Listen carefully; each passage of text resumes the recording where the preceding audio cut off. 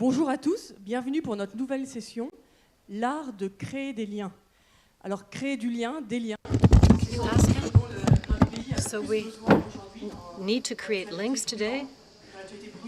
There's a burning news today, and in this round table, we want to see how art can create links. This evening, I'm going to listen to an opera tonight, and at the end of the show, there'll be a strong connection between people. We'll have experienced something together. So to what extent can the opera participate in soothing the political situation in France? Sans doute pas. So it's really these questions that we'll be addressing, how to create connections, links, and we're lucky to have different representatives of the world of art to talk about this with us. I'm going to present my partner for the round table, who's an economist at the Cercle des Économistes, Anne Perrault. A few words about your specialties. You're a specialist in industrial economy and the politics of competition, and today an expert on art. Beside me, I'll introduce the panelists, and then Anne will have a few minutes to launch the round table, and we'll have a discussion, and then we'll take some questions from the room. So I'll introduce each of our panelists. My neighbor, Pierre Vasarely, president of the Vasarely Foundation and the grandson of Victor Vasarely, who's master in cinematic art. Then we have Kenji Matsubara. You are the CEO of SNK Corporation, a specialist in video games, notably. Beside Kenji, we have Nathalie Marchak, who's a filmmaker and director, vice president of the ARP. And so if you'd like to begin to introduce the round table and say a few words, how we can connect art and the economy. So the aim here today is to look at questions through an economic lens, which can be quite interesting, especially when there are fields that are not that close to the main preoccupations, our center of interest. But you can see that indeed there is a connection. What does the economy say about art? There's been incredible work done to explain with economic reasoning how you can define the price of a work of art, how you can explain the price of a Vasarely, a Rembrandt, etc. So there have been lots of work done on these questions, and moreover, there are fields of art, the cinema, for example, which is not just an art, but also an industry, as Malraux said, and where we have questions of industrial organization in the sector that are... So what's specific to art that the baguette does not have? Art is always more or less in a category that we call the public goods. If you define them rigorously, these are goods that are characterized by the fact that when you consume one unit of this public good, you're not preventing your neighbor from eating the same or using the same unit. If you're looking at a painting, it doesn't wear out the possible consumption of looking at the painting or of listening to an orchestra. So this is an important notion in economics. It justifies that public authority can intervene to correct the defects in the market that are not working well when the markets are not private goods markets. We can also look at art that connects, art like education and culture in a general way, foster the elaboration of common culture, a common reference between people who participate in collective living, and the public power authority has something to say about the fact that art can participate in our freedom of expression. In terms of freedom of expression, we see in totalitarian regions, the first attacks on freedom go through autodafé or censure or the expressions such as degenerate art like the Nazis used. So art is a focal point where the freedom of expression can be reduced by totalitarian regimes. So art is a political topic and an economic topic. Though it's an economic topic, even in countries that don't have a Ministry of Culture, we're used to having a Ministry of Culture that's powerful and very visible, that acts. There are some countries where they don't have a Ministry of Culture, but nevertheless, there are measures in favor of art. If you look at the US, they don't have a Ministry of Culture, but they have a lot of fiscal policies that encourage donations, which is a way of sacrificing public, with letting the private sector finance certain arts and cultural programs that they're going to develop, rather than counting on public funds to do this. This is a way of investing into art by dedicating resources to art. There are thousands of ways of devoting resources to art.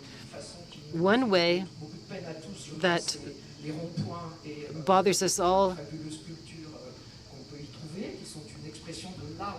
are the ronds-points, the traffic circles where you can get art and it's financed by the public authorities. You can see sculptures and other forms of art on these roundabouts.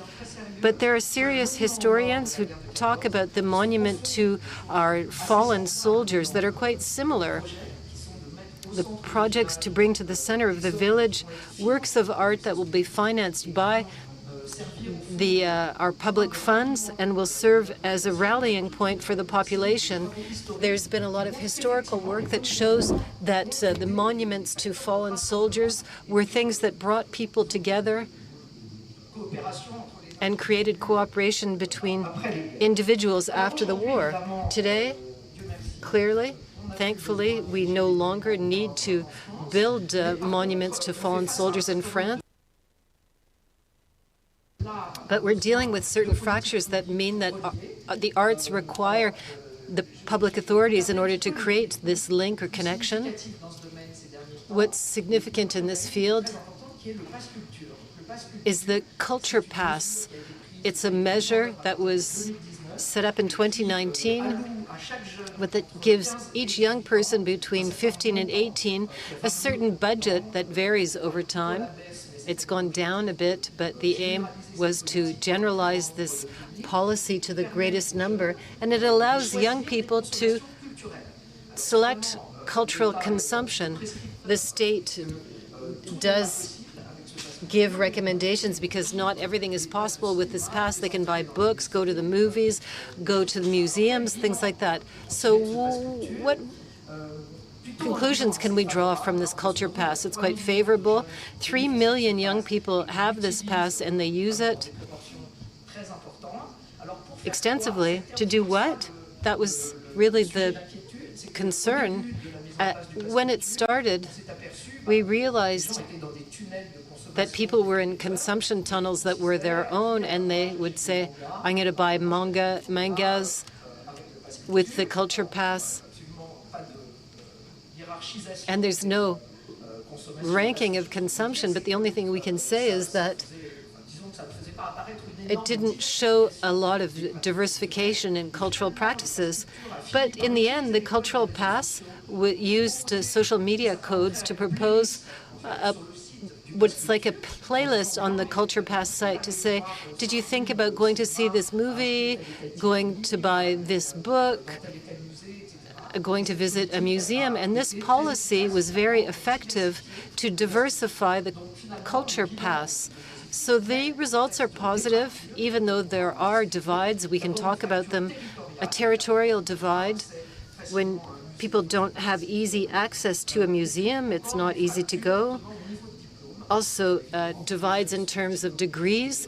The more degrees, the higher the education you have, the more they will use the Culture Pass in a diversified and rich way. But despite this, it's still a good tool to try to spread culture in areas that are not spontaneously attracted by culture. A last word, we often think about new technologies, that they we're going to kill culture as we knew it. It's not true for classical music. I looked at this more precisely. It's actually the opposite. The streaming offers where people get playlists where you're not focused on a type of music, but rather an atmosphere, an ambiance, so a romantic one, and they slide in classical pieces, and this has brought a new public to classical music. So I think we still can remain hopeful. Thank you, Anne. I'm going to ask Nathalie to talk about an art that we all like, the cinema. This is your professional field. You know this field very well. So in your practice, in your profession, how do you see the cinema? How can it create links today?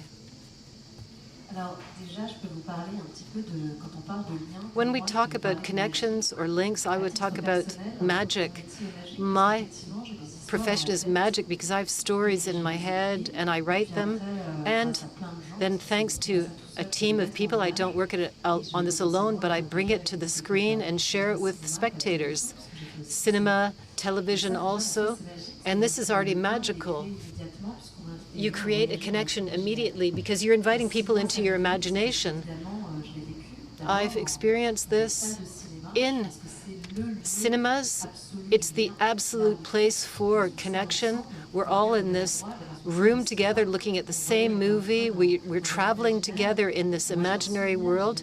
And I have a memory, and I think you do too, a very strong memory of a day when I was 6 years old. I was in my pajamas and slippers at home, and my dad said, "Come on, let's go to the movies." He took me, and we went to see Brazil, Terry Gilliam. And I'll never forget, I don't know if you've seen this movie. If you haven't seen it, when the Harry Tuttle, played by Robert De Niro, is swallowed by administrative paperwork, that really struck me. And I remembered my mother, who never cries in real life, and I saw her cry at Sophie's Choice. So beyond the link that I can create with the imagination of the filmmaker, it also created a link with my parents. Maybe you had your first kiss in the movie theater. Maybe you laughed with other people. I don't know if you've seen this very successful movie, Un Petit Truc en Plus, a little something in addition. Almost 10 million entries now. I'm going to talk about how we make films and the link it has with the economy. It's important. It's really at the connection between art and industry. Nobody wanted to make this film.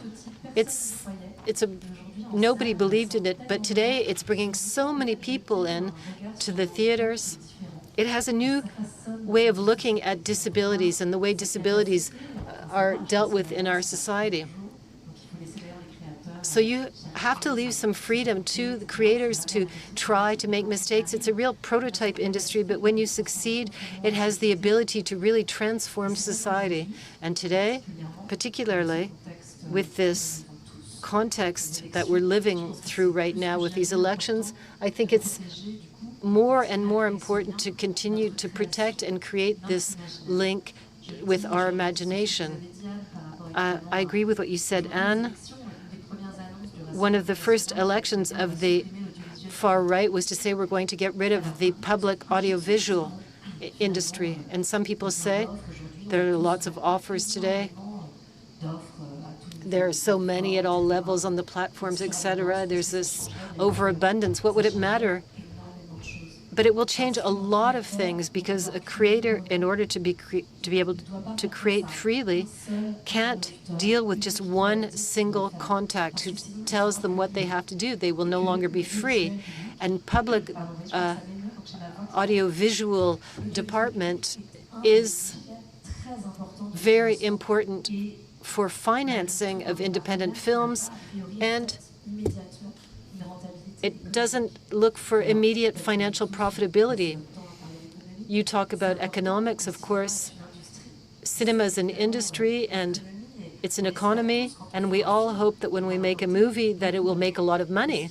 But what's important to understand also is that the profitability of a film, of all cultural goods, is not the same as any other product. It's what we call the cultural exception, and I'm the vice president of the ARP, of the authors, directors, and producers where created this concept of cultural exception. Art and the cinema are not like a baguette of bread, as you said. So in order to create freely, when we make a movie, I don't know if you understand, when you write a screenplay, you look for a producer, and then you look for partners to finance. A film is expensive to make, several million euros. So we look for financiers, TV channels, distributors. Several partners will work with the regions. We'll work with the CNC. We have a very strong cinema in France, and it has a real impact on how people view France through the cinema that we have.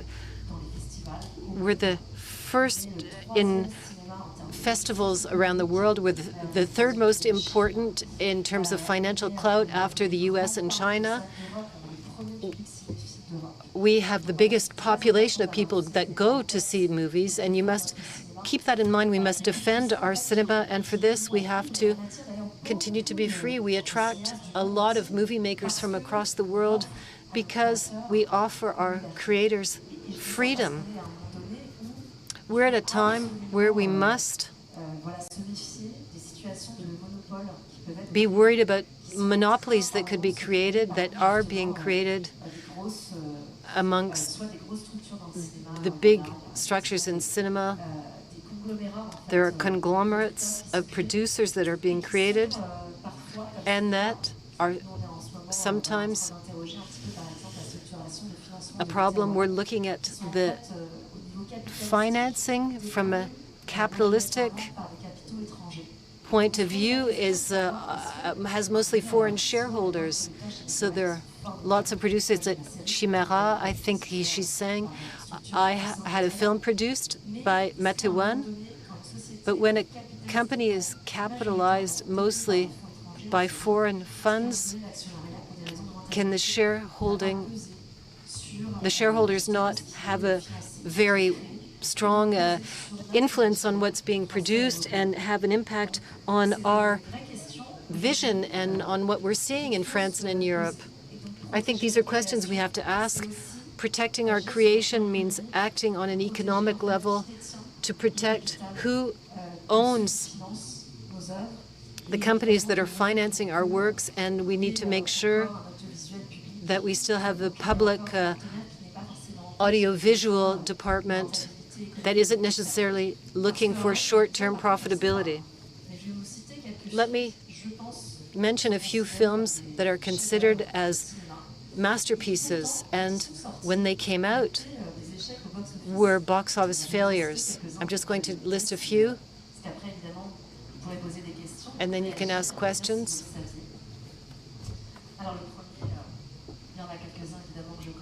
There are a few. Citizen Kane, Orson Welles. This film did not work. Blade Runner by Ridley Scott didn't work when it was in the theaters. Brazil, which was my awakening, did not work. The Rules of the Game by Jean Renoir. Fight Club by David Fincher. Scarface, Brian De Palma. Alfonso Cuarón, the Fils of Man, the Son of Man.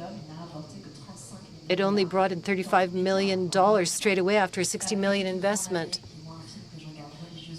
There's a Sergio Leone film I look at every year, $40 million to produce, and only brought in $2.5 million in the theaters. But if you look at the economic profitability in the short term, you think it's a failure. But these films continued to bring in a lot of money. They marked their times, and they made it possible for filmmakers to want to make films, to mark their culture. They contributed a lot. There was a cultural profitability. Beyond that, they became catalog works that in the long term brought in a lot of money. So you have to be a bit wary when film financiers are saying the film has to work right away. It's not always possible. If we knew the secret to make movies that work every time, that, there would be no secret anymore. Every time you produce a film, there's a risk. So I invite you, when we talk about the cinema and the economy, to try to understand this reasoning, to say someone is going to be working people to share what they have in their minds, and they don't know if they'll reach everyone, but the final objective is to create a connection, to create a link, to transport people in their imagination. Thank you, Nathalie. Thank you for this journey through cinema. Kenji, one of the most popular arts today is video games. Video games have the capacity to create connection beyond borders, beyond generations. So Kenji, the floor is yours. How does this video game industry, from your point of view, you're one of the big bosses in this sector, how do you create connection? Thank you for Chairman. Yes. Video game has around 50 years history, and from the early days, so video game became a kind of a media to connect to people. So kids, play games with friends and had an experience, good or not, and players like to share his or her own experience to friends or family people. And so just, I think early days, video game, not only entertainment, it became a media to connect the people. And with handheld console games like Nintendo DS or Switch, so this media has a more power to connect the people. For example, kids, after school get together to play with friends and share the experience. This will be, I think, everywhere in the global market. So, with new technology like internet or smartphone, those, technology expand the links between people or between players. So for online internet capability, so it provided new entertainment into video game. So actually, before online came to the market, video game is kind of a standalone game. But after online, online video games became a service to attract people, to keep on playing. So I produced online games more than 20 years. Actually, I published in 2003. And now it's more than 20 years. This online game is still active. And this online game has daily users, more than 100,000 people in a day. So over 20 years, most of the people keep playing. Some players get to know each other offline. And I heard some player get married with another player. So that's what happened was, video games became service and beyond standalone, entertainment. So, and these days, new topic is for video games is esports. So some of you see video game, spend hours in house, and compared with physical sports, it's like it looks like quite different. But from our side, so esports needs very same capability for athletes. They need to concentrate. They need to have a mental training. So most of the time, esports athletes spend physical training, mental training. Of course, they play games, but to be a good player, to be a good esports athlete, they need very similar training, similar activities with physical esports, a physical sports player. And so esports provided a new opportunity for video game. So beyond entertainment, I'm not familiar with the situation in France, but in United States or in Japan. So many universities started to provide, a curriculum for esports. It's to how to improve your skill, how to analyze game data, or how to organize esports event, or how to support, community to, or to work with, esports area. So that's, it's very interesting to see. So before esports, video game is kind of just for players. But now esports, so athletes, of course athletes play esports, but beyond that, so many people do not play actually, but to see, esports players will fight against each other. So esports game genre is very diversified.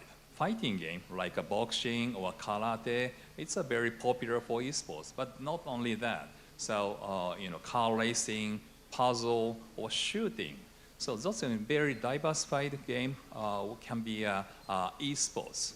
And so many, outside, people will join esports area these days.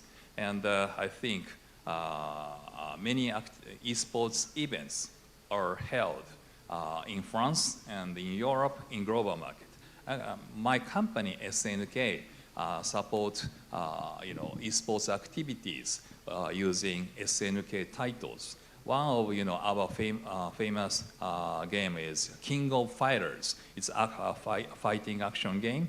And the esports event using this King of Fighters held in everywhere in the global market, and the SNK supports provide goods, provide awards, and in many ways. And SNK will host its own esports tournament, and final tournament was held in Hollywood, Los Angeles this year. So many publishers like SNK will host its esports event, and not only game publishers, other organizers now join in esports area to provide esports event. So now esports is a new genre for video game and expand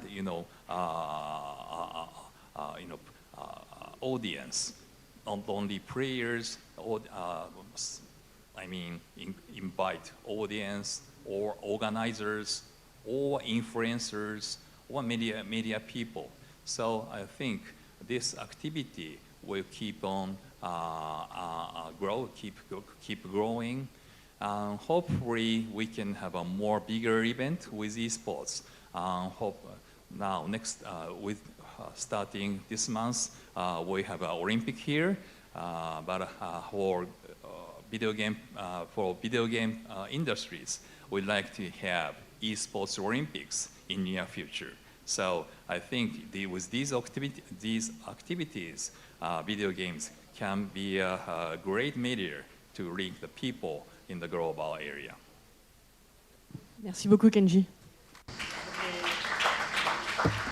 Thank you very much. So let's make a date for the Olympic Games of esports.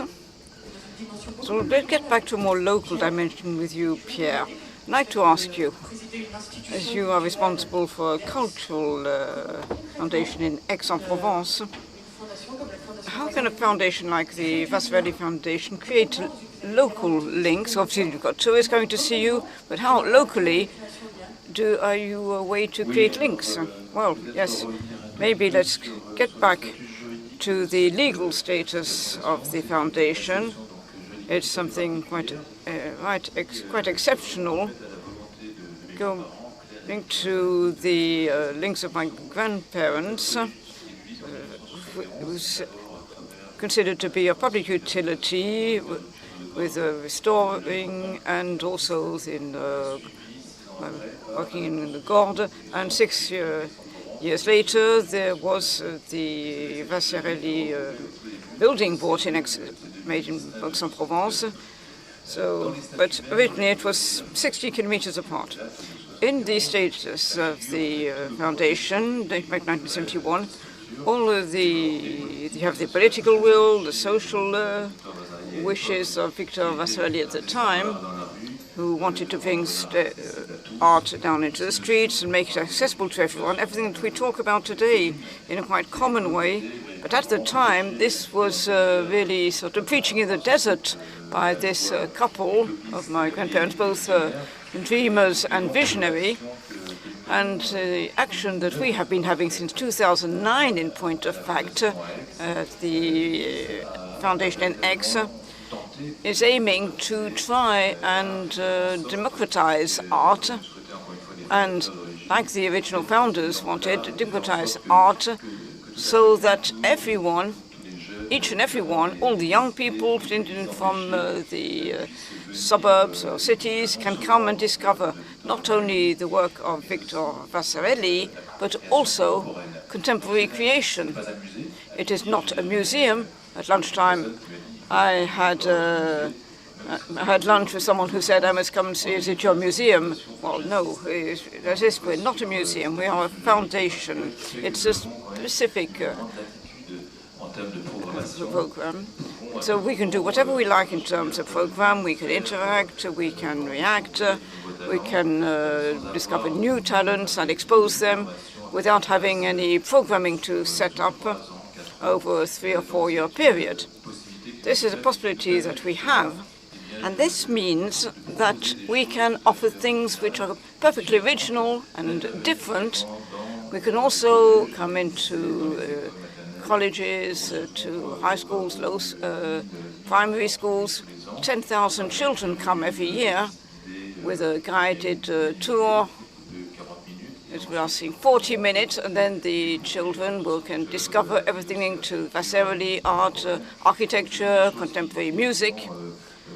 This is something which is a very interesting program and doesn't often exist in national education. I'd also like to insist on the fact that we work alongside the School of Second Chance in Marseille with young adults, 18 to 25 years old, who are school dropouts, and all of them, well, none of them have ever been to a museum or a gallery at any time, considering that art is not for them. It's for the white, privileged French people. And we have seen, over 15 years since we've been doing this, we are trying to change things with this collaboration by getting these young people to come to the foundation, offering them creation units. They can also come free of charge to the foundation. We talked about creating links.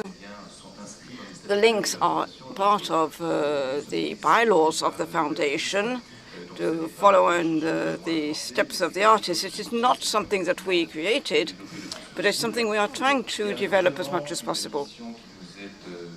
We really have a mission to open up as much as possible to the outer world, to associations working in their own corner with more or less support, and financial support in particular. But I was talking about this association, the School of the Second Chance. We're also talking about hospitals of Aix-en-Provence for sick children. Mediators come to us. It's something that's very important that we're trying to implement. And so that maybe in a few years' time, we will see a true democratization of art, so that this public no longer feels excluded. It is important, once again, to be able to show art to the greatest numbers, and it also opens up careers to these young people who had no culture originally. We also have an initiative with Aix-en-Provence a few months ago, something unique in France. So brought together in one association 12 structures of Aix and Aix-en-Provence area, the Musée Granet, the ballet, the lyrical art opera, the Grenade ballets, all these institutions working to develop all kinds of art, showing that solidarity must act in our structures, even after the difficult times, or even maybe more so, not only after COVID, but also because of the problems that we're seeing in the lack of subsidies for structures which are covered by public support. As a public foundation, we are a bit out of that problem because we are told to manage it on our own, so we do. But for many structures, for the general public, if we talk about the context today, it's very important for art to still be a way to create links between people. Maybe a personal example that I have been experiencing for a few months now. Our foundation is part of the season of Lithuania starting in September, October in France.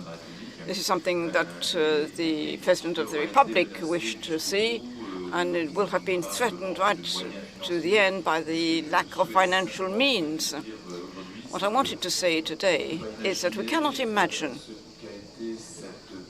what this collaboration, this idea of an exchange between the museum in Vilnius and the Pompidou Center, the need of contact, links with its artists and cultural actors come to France, to Aix-en-Provence in particular, to talk about their work. And only art, in this case, makes such beauty and collaboration possible.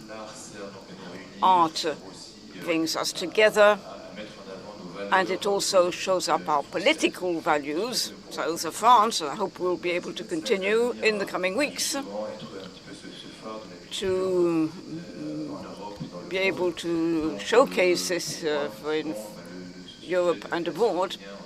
So the subject of creating links is, for me, is something obvious, and it needs to continue. And we must really try our best to bring all of the public in the best possible conditions. Thank you very much, Pierre.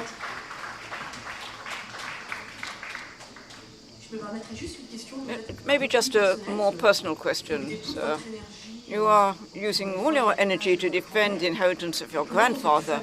And how, in a family, how did the art of your grandfather create a link within your own family? Obviously, your professional life is linked to his work. You're close to him, close to his work. So how did it create a link between generations within your family? It created a link and a lack of links for a long time. But here, let's just talk about the beautiful things.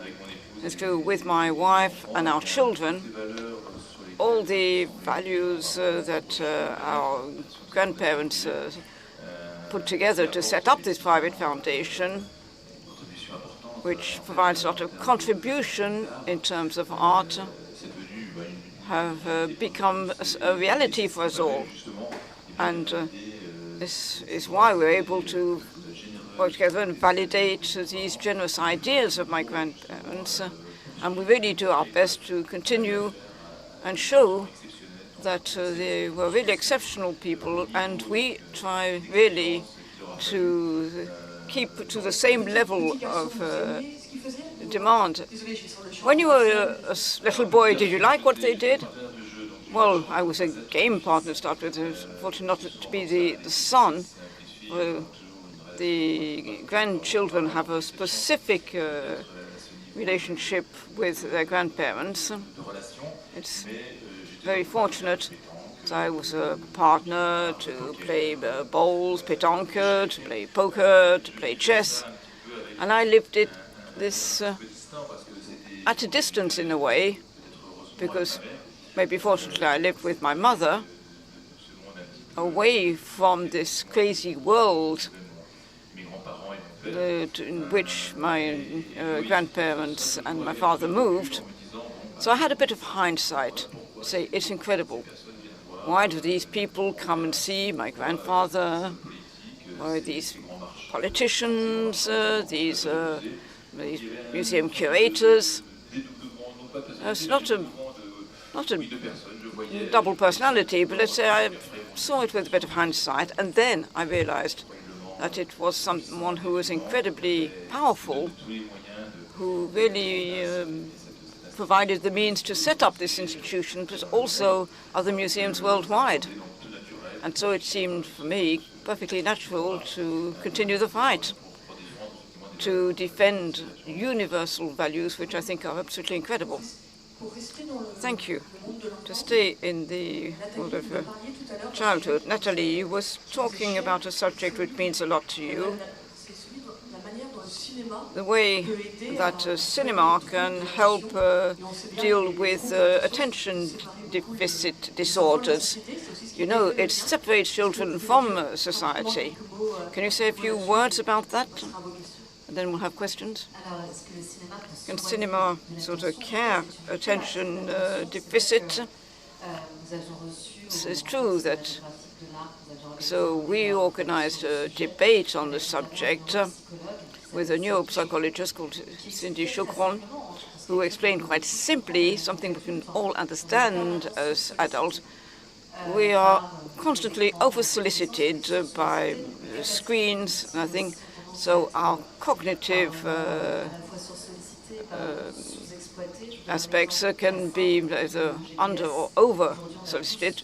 Today we all have Google Maps or GPS on our mobile phone. You don't even need to know how to go to move in space. In the past, everyone knew how to manage a map or a plan. What cinema does, it's opposite from what happened when you're at home watching a screen when you have a film on your phone or your iPad or something on your phone at the same time. In the cinema, you are concentrating on only one thing on a screen with only one source of sound. It's been shown it's a kind of therapy for attention, so it's very virtuous, particularly for younger people who, in this over-solicited world, practically since they were born, all of a sudden, if you encourage them to go to cinema, where they have to concentrate on what's just one thing, it's really good for them. And then, as I said earlier, it's very subjective. I say, if I look at my children and work towards a work of art, a film, or a museum, you can like it or not like it. You have a right to something to really touch you or not. But it's a very virtuous way of doing things. But before coming here, so to art or creating links, I always wonder, what is art? Why do some people have a privilege to being part of an imaginary world? So art or an artist, I think that what they are trying to do is to show what others don't see, what is invisible. When you've got pictures in your mind, when you're creating films, what you make, when you're sculpting or painting, all of a sudden we are going to provide a vision which is not the same as everyone else's. So that's why I think cinema generally is not in the logic of demand, because people cannot ask for what they cannot imagine. They can't ask for what they cannot imagine. So this is why it has to be an offer. You have to allow creators and artists to imagine something and then share it. Sometimes it will reach you, sometimes it won't. But maybe then you can take the risk, pick up the challenge to create works of art which are unique and will create surprise. I have mentioned a few films, some with large French successes last year. The Anatomy of a Fall. I don't know if you saw it. Justine Trier, when she talks about it, says it's a film that she wrote during lockdown with her husband. She said, when we started writing the film, we say, this is not going to be of interest to anyone. And it actually got a great success. It went worldwide, it got an Oscar. That is what extraordinary. And once again, to come back to this attention therapy. My 14-year-old child, my son, wasn't really interested in coming to see the film. He wanted to watch series at home, or he wanted to put on his film. But I took him to see this film, and he was really fascinated by it. And I felt it really reached out to him. And this is what makes me want to go on doing my job. Say, if in the cinema, you've given you, it's a bit, I've given you figures, it's in danger a bit because we have less and less time. We spend our time, we all spend a lot of time on our phones.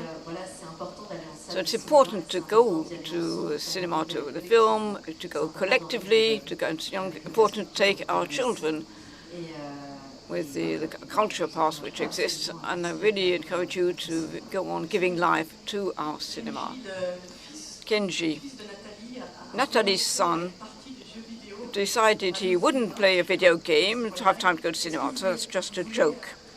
Do you want to react to this question of attention and video games? Because, of course, all parents here were always a bit stressed about questions of the screens, but cinema provides something else. Do you want to say a word on the subject? Oh, okay, so as I said, so video game has a short history compared with movie or traditional art. But I think many creative mind is, I think we share with other art style, including cinema. So cinema, I think it's a kind of very attractive entertainment with watching cinema. A lot of I think we have a passion where we can get energy with cinema. But I think so maybe a little bit different experience. But from my point of view, we can share same experience. So it's kind of cinema is just watching, or but for video game it's very interactive. So it's easy to be addicted compared with cinema. But I think for video game, from developer side, we learn a lot of cinema or traditional art to develop video games. So I think or maybe video game, animation or cinema. So even if it's we can say it's interactive or not interactive, but from my point of view, the audience or activity, audience response. It's very we can share among other entertainment. Merci Kenji. Est-ce que vous avez des questions? Je pense qu'on a le temps pour So do we have another 5 minutes for a few questions for one of our panelists? If you have a question, do not hesitate. Please wait for the microphone. Is it true that the cost of an international video game is as high as a film? So this is the economic days, so it's normal to have the question. What is the cost of a video game development cost is very diversified. So for indies, maybe one people can develop. Maybe it's a kind of say $10,000, something like that. But the highest, I think, 200, 300 million US dollars to develop over 3 or 4 years. I think for developing cinema, maybe developing and advertisement costs millions or 100 millions. But for most of development cost goes into creating assets like 3D models or engineering or sounds. I think I'm not familiar with all detail about cinema costs, but for video game, usually we do not ask famous actors or famous actress to join a video game. Instead, we can create from scratch our own characters. That's why most of the cost goes into 3D assets or sound or engineering. But sometimes it costs more than $100, $200 million. Merci Kenji. Il y avait d'autres questions dans la... Ah bah. More questions? I have a question for Mr. Vassarelli concerning accessibility of art and the art market. For having worked in this area as a lawyer, I think that in France, I have the impression there's a big gap between what is considered to be the market of art and the cultural and artistic world.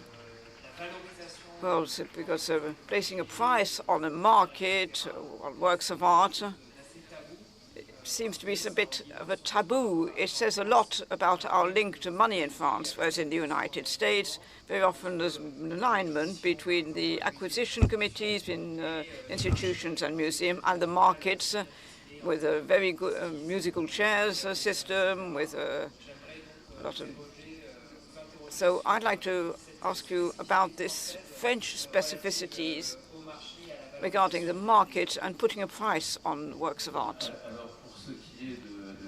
Well, to talk about Victor Vassarelli's work, this is a wrong thing, because the artist, the plastician, first of all, of course, made the most of the market with a gallerist who really defended him, Denise, between up to 1968, and when he started wanting to create a foundation by restoring the chateau in Gordes and then building the building in Aix, he wanted to step back from the market and saying, now, I am facing my collectors, my public, and let the market go to hell.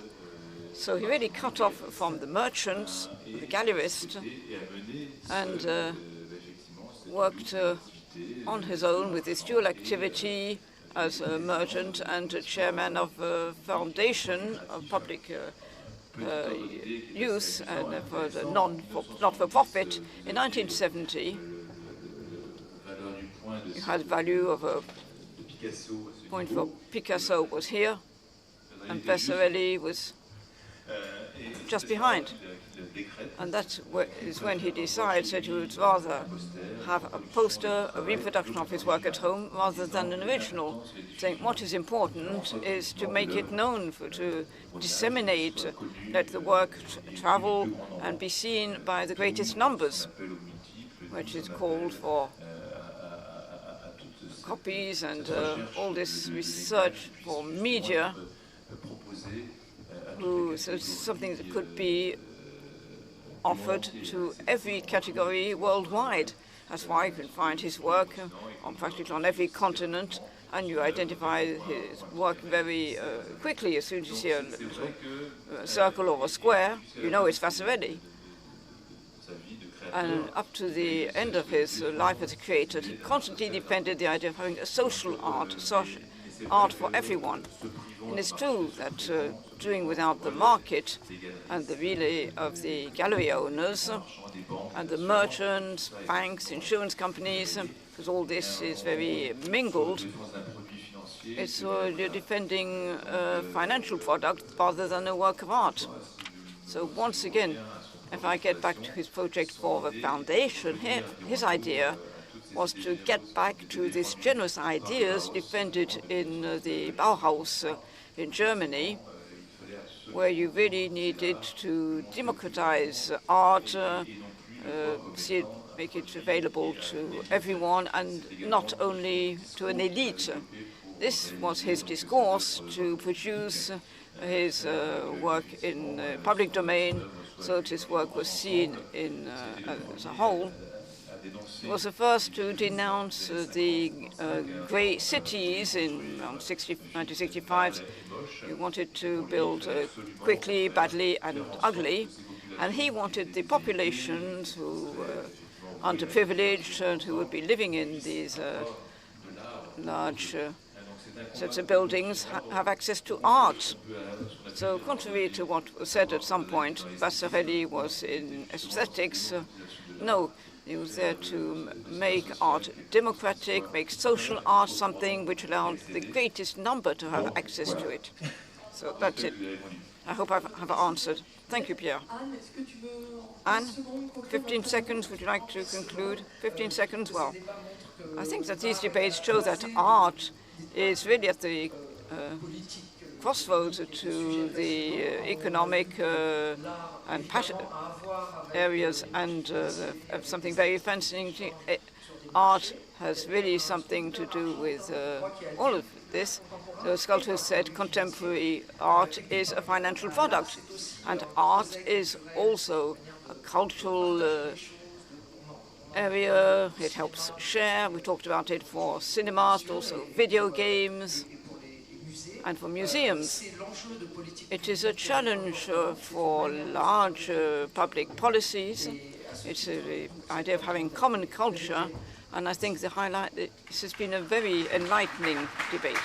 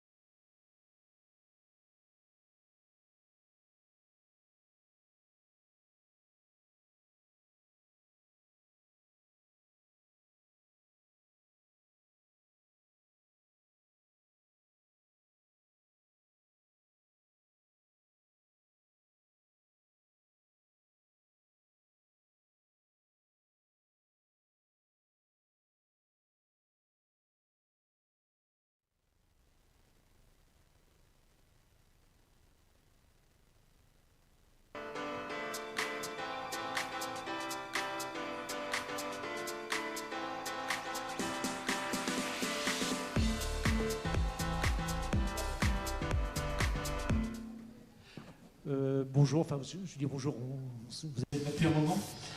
Hello, and thank you for coming here to this new debate on a topic that is very important today and fundamental, poverty, transforming the cost of inaction. So let me present the people who are participating. I'm going to present myself. The problem of poverty isn't new, of course, and I found two quotes from the 18th century, one from an 18th century economist, Bernard de Monville, who said it's manifest that in a free country where it's not possible to have slaves, the best way of being rich is to have poor people who are asleep, are not awake. Samuel Johnson, British, said something different. He said, poverty is the enemy of human happiness. It destroys freedom, and it makes certain virtues impossible and others very difficult. So it's quite a wide topic. We're going to talk about this. And there I'll present the people who will be speaking. Beside me, Gilles Bédé-Planck, who's a PhD in economics, the Toulouse School of Economy, and he's the group of Adélaïde Marcello-Neri, who is the director and founder of the Center of Social Policy, FGV in Brazil. And he has a PhD from Princeton. He's a former Minister of Strategic Affairs in Brazil. Beside Marcello, we have Angela Serrano, who is the responsible for head of partnerships at the Colombian Association Movilizatorio, and she's done a lot of things in her life despite her young age, and she won the Turner Prize for Social Transformation. Congratulations. Beside her, we have Ashwini Kekar, who's the president Action contre la faim International. I'm not going to list everything he's done because it would be too long. He participates in so many boards, it would take more than half an hour to list them. He's an engineer, mechanical engineer, and the founder of the Fight Hunger Foundation, and now president of Action Internationale contre la faim. Garance Génicaud is a professor at the University of Georgetown, a PhD from Cornell, and specialized in the development economies. And she did work on tolerance in social media, and I think that's very topical. And then we have Philippe Trainard, who's an economist from the Cercle des Économistes, and he's going to be defining the topic for us. Thank you. Very quickly, let's introduce the topic. Poverty is a simple concept that we all think we understand, but it's an incredibly complex concept. Incredibly complex is due to the fact that there isn't one single type of poverty. There are different types of poverty. So when we look at what is poverty, you have to differentiate the concept itself. You look at inequality. There are 14.7% of poor people in France, and this is linked to the fact that we're counting poverty as people who have a revenue below 60% of the average income. This shows inequality, but not substantial poverty. So what is real poverty? People who are deprived. If you look at deprivations, they're not the same people, but we reach the same numbers. Roughly 14% of people who are living with deprivation in France. I could talk about other countries too. Then we have objective poverty and subjective poverty. I can feel poor, not be poor, and I could think that I'm not poor, but actually be poor. Objective poverty is calculated as the 14.5% calculated by our French Statistics Bureau. But when we do surveys, we realize that 19% of people feel that they are poor. You have poverty that is subjective poverty or chosen poverty, someone who's unemployed, can't find a job, someone with a disability. And then you have people who choose to be poor, to live without anything, religious people who live with 200 euros per month in a monastery. You can have people who choose to leave their countries, and when you ask someone in Timbuktu what is the rate of mortality for a young woman in Timbuktu to crossing the Mediterranean, that's 50% of these people don't survive. That is a terrifying figure. And then you have definitive poverty against transient poverty. Let's not forget that in the last analysis of wealth distribution in France, there are people in 1 year, 2010, if you look at the same people in 2020, their revenue increased by 36%. The average mean revenue only went up in France by 5%. So people are getting out of poverty in France, thank goodness. All this has led us to think, what is the cost of inaction? It is very diverse.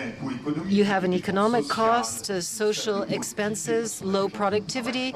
You have people not working, the absence of a social connection, these people who are not working.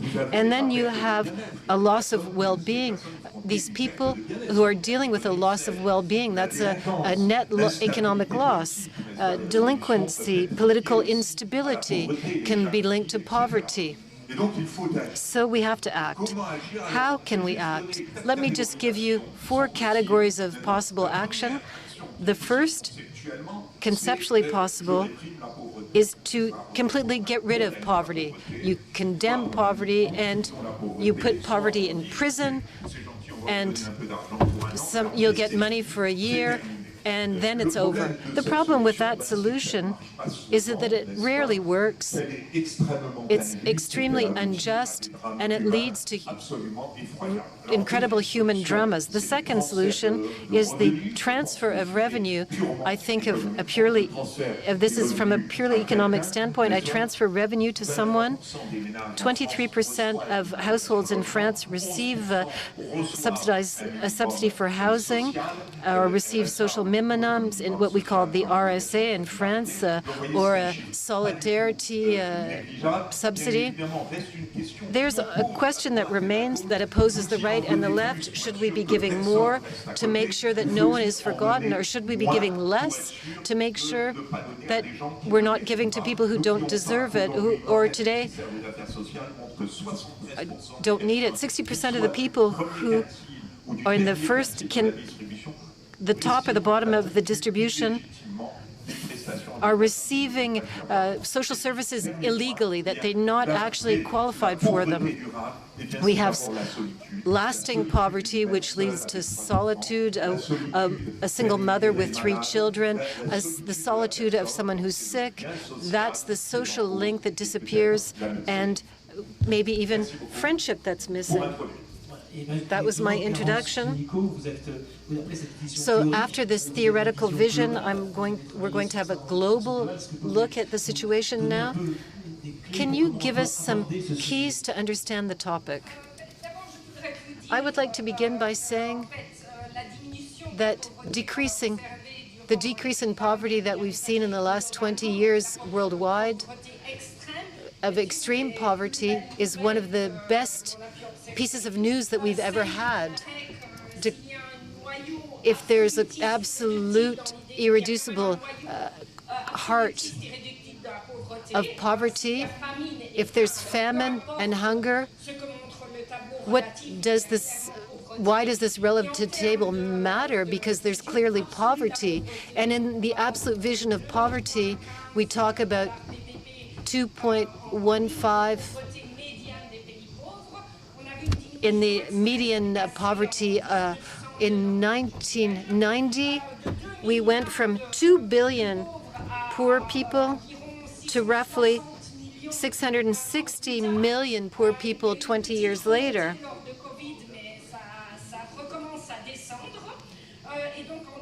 it's going down, but despite a lot of concerns about what is going to happen with global warming, in general, in terms of the news about extreme poverty is much better. But if we focus on a level of revenue below 80% of the population, we forget what's true for most of the people across the world. This is important. Most people in the world no longer live in extreme poverty, but billions still live in significant poverty. Poverty is multidimensional, and it's necessarily relative. I don't completely agree with you.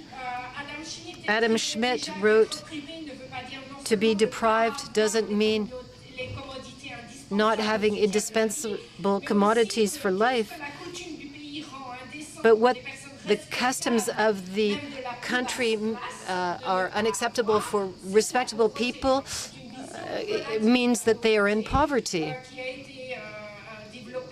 This is the idea of poverty developed by Towson in 1979 and Lamartiessienne, who wanted to describe that well-being has to evolve according to people. So it's not just the physical capacity and nutrition and housing, the basics. There are also more complex social constructions, participating in community life, to go out in public without feeling ashamed. That's also moving away from poverty. And clearly, countries recognize that poverty is relative, and the poverty line in France is rich. It's $24 adjusted for parity compared to $2.15 a day. So when we use this, 85% of the global population lives under this poverty line.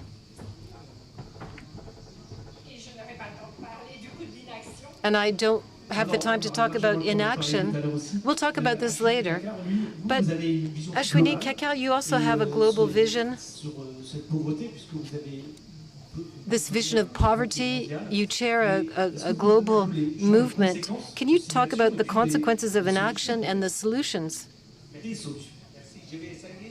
I'm going to try to share the figures, global figures.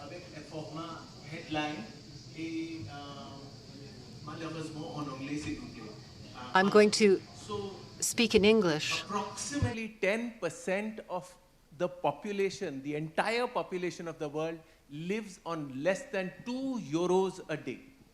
And if you enlarge the number to 10 euros a day, then 60% almost of the entire world, which is 5 billion people, live on less than 10 euros a day. Now imagine, please try this in your head.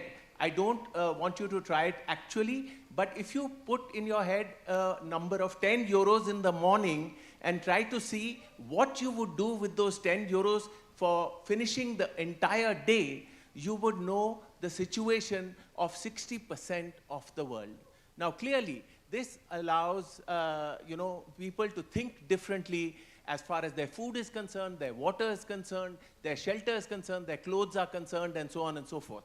Now, one of the figures which is absolutely incroyable is that, 20,000 people die because of malnutrition and hunger every day, which is 14 persons die every minute. So, if I have 4 minutes, you can imagine 56 people would be dead from the start to the end of my intervention. So, moving forward, if we look at infrastructure, 2 billion people do not have the possibility of having water in their home or sanitation, as we know sanitation. And 1 billion people do not have electricity. So, just imagine their plight. No water, no sanitation, no electricity. what kind of lives are they hoping for?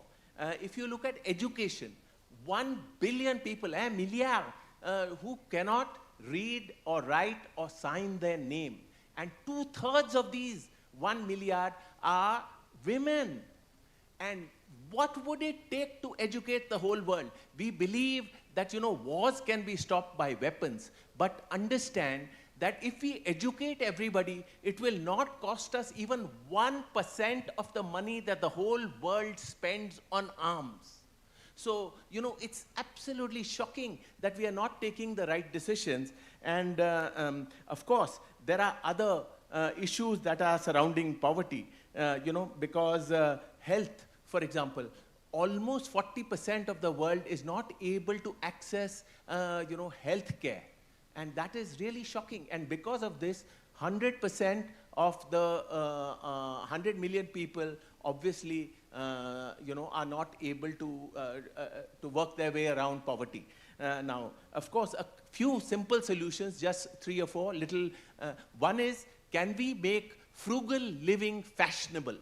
If we can make frugal living fashionable, that would be fantastic. How can we stop wastage of food, which is 1 billion tons of food that is wasted every year? How can we stop wastage of garments, which is 100 billion garments are put in the landfill every single year? So that is completely crazy. 12 garments per person. Every person is throwing away 12 garments every year. So that's a disaster. And drinking water. We urge every government, for the taxes that they take, please provide us drinking water in the taps and don't provide it through bottles. That would be a big step forward for all of us. And can we not provide education for all, with the 1% that we spend on arms and weapons? And I just urge everybody to look at the 15% corporate tax that has been agreed by the European Union. That's a good step forward. And if there is shortage of funds, we can look at maybe a 1% wealth tax or some other methodologies which economists can come up with. But I also urge amongst you, the brilliant minds, the economists, to come up with a new economic model which can readjust everything, which can also look at poverty and inequality, and which can make the cost of wars so high that nobody wants to be at war with somebody else. So there are many things that can be done, but there is a Nobel Prize waiting to be had for somebody who can propose a new economic model. Thank you.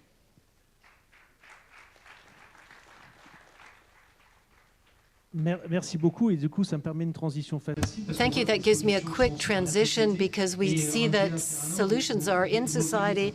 And Angela Serrano, you talk about mobilizing civil society. So can you talk about the importance of empowerment? For sure. Thank you so much. And after such data and information, I can only remark that we live in a world where complex structures not only shape our daily interactions, but perpetuate deep inequalities. Today, in Latin America, over 32% of the population live in poverty. Does represent 200 million people, 200 million lives.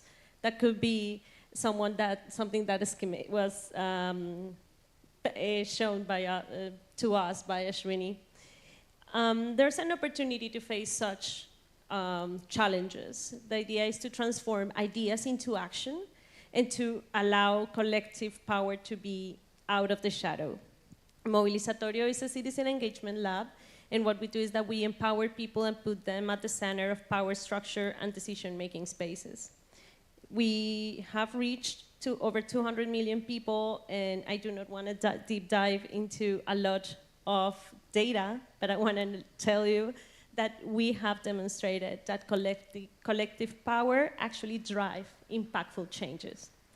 For example, in times like for times of division, like in 2021, where we had massive strikes in Colombia, we developed a crowdsourcing platform that allowed people to propose their solutions, and those proposals are now part of the National Development Plan of Colombia. This is changing the mindset from protesting to active proposing. Then we've also trained over 12,000 influencers, journalists, and teachers in urban and rural areas to use and teach media literacy as an empowering tool, because we know accurate information is needed for democracy, is needed for also, I lost my idea, sorry, is needed for democracy and for having a shared reality. So we've managed to increase media literacy skills up in 42%. This is incredible. This goes to Tanya and other teachers in rural areas that are working to improve positively the lives of their students and also their families. We also know that transforming these ideas into actions have voices, names, stories, memories. From 2017, we were in a bus with 15 representatives for indigenous and local communities that were advocating throughout Europe for their voice to be included in decision-making spaces like COP on climate change. Last year, one of the representatives, for the very first time, gave the opening speech at COP. We were advocating for them to be able to be at the tables where the decisions that affect them are going to be taken. So the communities we work with are at the forefront of the most pressing issues, and the idea is to keep on building such powerful voices in order to avoid inequality, to keep transcending our lives on the political, cultural, educational, and social stances. It is possible to build a more just and equitable world. It just needs collaborative action and needs bold ideas turned into actions. Good. Marcello Nieli, you supervised more than 60 studies on poverty and the state, the structures, public structures. Thank you very much. It's a great pleasure to be here with you. So my predecessors here talk a little bit about the need to change, to increase the cost, to transform the cost of inaction with respect to poverty, change the economic model, change the mobilization, even increase the cost of war. And what I will explore here is just the political connection, how to make electoral markets more sensitive to the poor. We see that there is quite a lot of resistance, especially if you look at poverty as a broad thing, to fight poverty. So I will explore a few features and lessons of the Brazilian case, actually two. So if you look at a graph on monetary poverty in Brazil, even if you don't know anything about Brazil, you will guess where elections are. All presidential elections in the last 40 years, poverty fell. And while most of the post-electoral years, poverty went up. So I'm not proposing having an election every year, although this would help. So there is this cycle, which is clear to the naked eye. When you inspect the mechanism, you see that social transfers, they increase 23% in electoral years, and they increase more for people who are below voting age. Education also decreases during election. So there is this political opportunism, which in a way I think it's related to the fact that children, which are the most poor segment of society, do not vote. So maybe giving mothers the right to vote for their children would be a utopic solution to that. Second point, I don't think it was a bit accidental. Brazil introduced electronic voting in '98. And this, what happened before is that illiterate people, when they would vote in their paper ballot, they would scratch, and this would invalidate the votes. So you introduce electronic voting for a specific, there is a cutoff point, size of municipality. So this creates an experiment that allows us to identify what is the effect. And what we see is that invalid votes fell a half to half of the initial value. So you basically incorporated illiterate and poor people to the electoral market. So this increased the public health spending to these people. Illiterate persons' average income increased twice as fast as the mean income. Poverty fell in Brazil for 13 years in a row, never happened before. So, and this type of results, not the electoral cycle, but the trend, is present also in structural indicators. So the main message here is that we should try to make electoral markets more sensitive to the poor. That's the way in the long run poverty will fall in a continuous way. Thank you. Merci beaucoup. Alors, Gilles Bénéplan, on est au Gilles marché. Est-ce que le marché, on a parlé Bénéplan, oui, c'est ces rencontres, economic meetings. So what can the market do? How can they act? Well, it's clear that the private sector is not the first line. It's been shown by all the people who spoke before me. But we mustn't neglect the private sector. The role is not minor. To have a salaried job is a step to leave poverty. From a financial point of view, that's obvious, but not only, it's also very important for self-confidence, for social interaction. But to do that, the businesses, and let me think about France in particular, businesses must take on vulnerable people, people with a fairly low employability level. And if we want companies to do that, all this type of company must not have been relocated to low-cost countries. So we must keep within the territory a capacity to take on the lowest levels of qualification.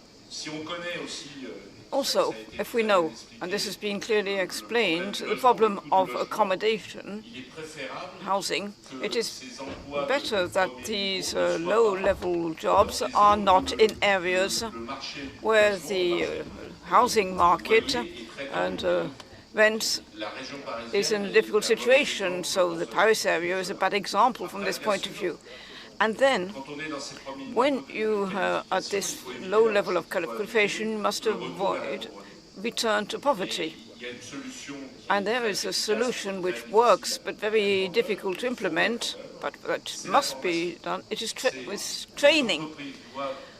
Companies must devote the means to train the lowest levels of qualification so that the people can evolve towards better paid jobs and with a greater value. All these initiatives are good for society, but also for businesses. We have an employment position which is a bit tight at the moment, and therefore to have access to more manpower is important. Most of the French businesses are dealing with a rise of the nutrition rate of people off sick, and this is the best way to fight this. Some thoughts about the role of insurance. Talk about microinsurance as well. Contrary to what is happening in developing countries, microinsurance had practically no impact in France. There are some initiatives coming from associations, entrepreneurs, to mention one. Some who try to do things in the area, but it has very little impact.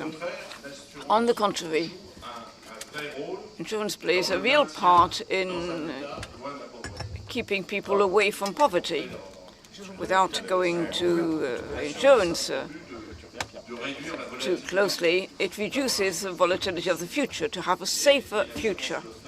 And insurance does it by pooling resources and risks.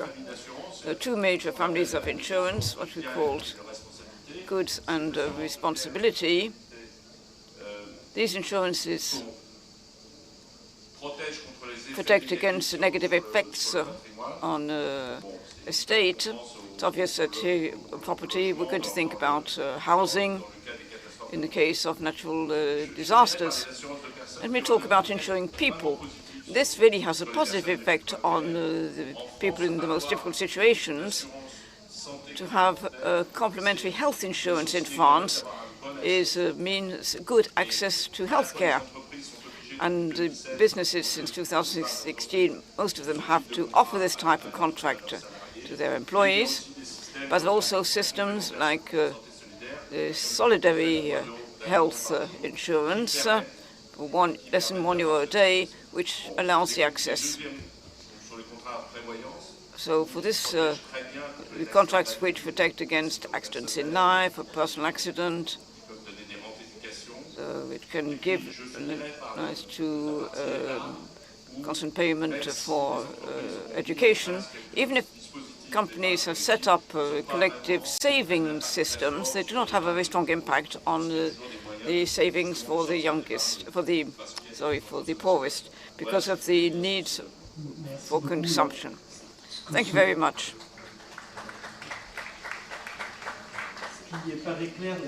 What appears clearly here is you have two notions on poverty and misery. We're looking together in the context. The poverty of, let's say, a badly paid employee has nothing to do with the inhabitant in Bangladesh who will only have $3 a day.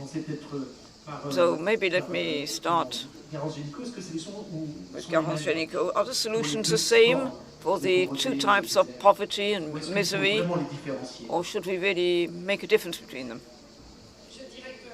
I'll say that we can go further. There's no single solutions according to the wishes of the World Bank or the international organization would like to be able to find a hammer that they can use for every single nail to solve the problem of poverty. Is a very difficult thing to do. So it's very different. If you talk about malnutrition, you're talking about something different from when you talk about complete isolation, difficult to join society and find a job. But let me go further. It's very difficult to find one policy which works everywhere and that we can implement without needing to think about it. Quite a lot of tests have been carried out, and talking about micro-insurance, for instance, the test trials for micro-insurance have been very disappointing. Doesn't seem to see much demand for it. When it is provided free of charge, we can see that it helps a lot of farmers, for instance, in developing countries, but the demand does not exist. But when it comes to health insurance, Rwanda, for instance, has provided a national cover system. In India, there's beginning to see a basic cover, and this seems to be having an effect. But as we know very well, there's a lot of difficulties to find the exact thing to do between waste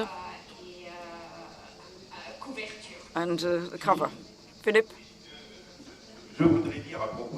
I'd like to say about micro-insurance, you have to be careful about one point. We have a vision of micro-insurance dictated by the vision of Western insurance, with, as you said, health, which is absolutely essential. But if I turn to Africa, health is not the most important. What micro-insurance works, it is that it goes for a funeral. If according to the traditional rights, you cannot provide the right to funeral, you will be cut off from your family in an extensive way. And if you are cut off from your life, from your family, your life is at the point of a knife. So there's been problems with peoples who are in misery and danger because they were not able to provide the right funeral for their family, for a member of their family.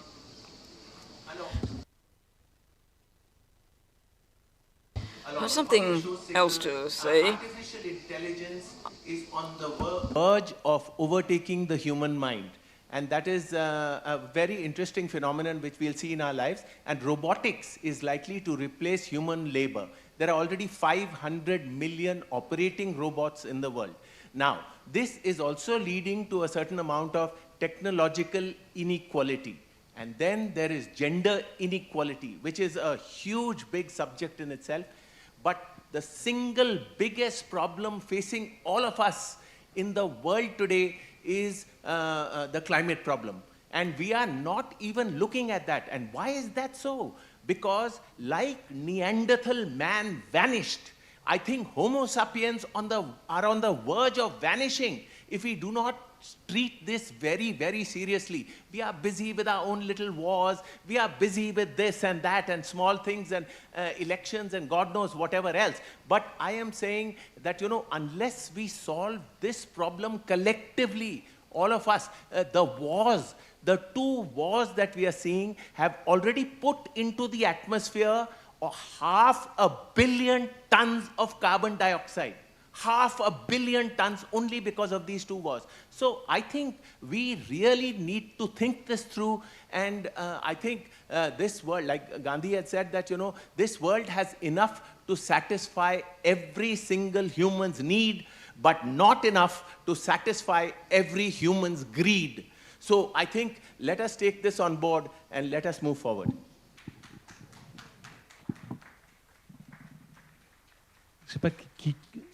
Yes, I would like to add that I was reflecting on whatever everyone was sharing. And from the Colombian side of view, we actually did a project with young people to understand the impact of the peace agreement in their daily lives. And when we reached them, we were, okay, how do we implement peace? And they ground us back in and said, what we need to do first is we need to ensure that we can have food, that we can have access to education, that we can have health, that we are healthy mentally, socially, that we can enjoy our cities, our public space, safety. So they ground us back into all those very, very basic needs that also reflect on how thus poverty is seen and affects Latin Americans. And it's on the very basic stuff that we take for granted. There are many things that are not being provided for people in Latin America. When Ashwini was saying that there were people dying of hunger, I want to share that there are Colombians dying of hunger, young children. So this is something that we also need to reflect on. Marcello Neri. Hi. On the line of how to transform the cost of poverty in action, I think today we are in a better position we were 20 years ago. We have the so-called global social indicators like the MDGs, the SDGs, the Sustainable Development Goals. And we know that for every country and sometimes for parts of the country. So we know much more about the problem that we knew before. When we compare rankings or localities rankings or country rankings, we are taking care of systemic shocks that hit everyone together, which is a very hard to insure type of shock. But idiosyncratic shocks, 3 people here mentioned microinsurance. And we need microinsurance for the system to work. You know, if people, if someone faces an adverse shock, you don't want to penalize this household because it's something beyond his effort happened. So I would like to know, especially today, is a question for my colleagues here, with this possibility of digitalization of offering microinsurance services where it was not feasible before, when microinsurance really will reach its promise. Mais peut-être que vous êtes mieux placé pour... Maybe you're in a better position to... So I fully agree with your approach. In point of fact, I would extend the notion of micro-insurance to access to financial means. We see there have been a lot of surveys done by Estelle Dufour in particular, saying that when you have access to financial means, just be able to transfer money with your telephone, make a few savings with your phone, you move quicker away from poverty. It's a tool which makes a person save, whereas in poverty situations, there's a tendency when you have money, you spend it. You need a bit of savings to buy a tool, to buy something. I think that your point on microinsurance is quite right. And I believe that it needs to be extended to the whole of the world of finance. What is interesting to see that modern tools can be a tool to fight poverty, but at the same time, a tool which exacerbates the idea or the notion of poverty. So how can you have both good and bad in these tools, which means that people can compare themselves with those who are better off and feel poor, and also give them a way to get out of it.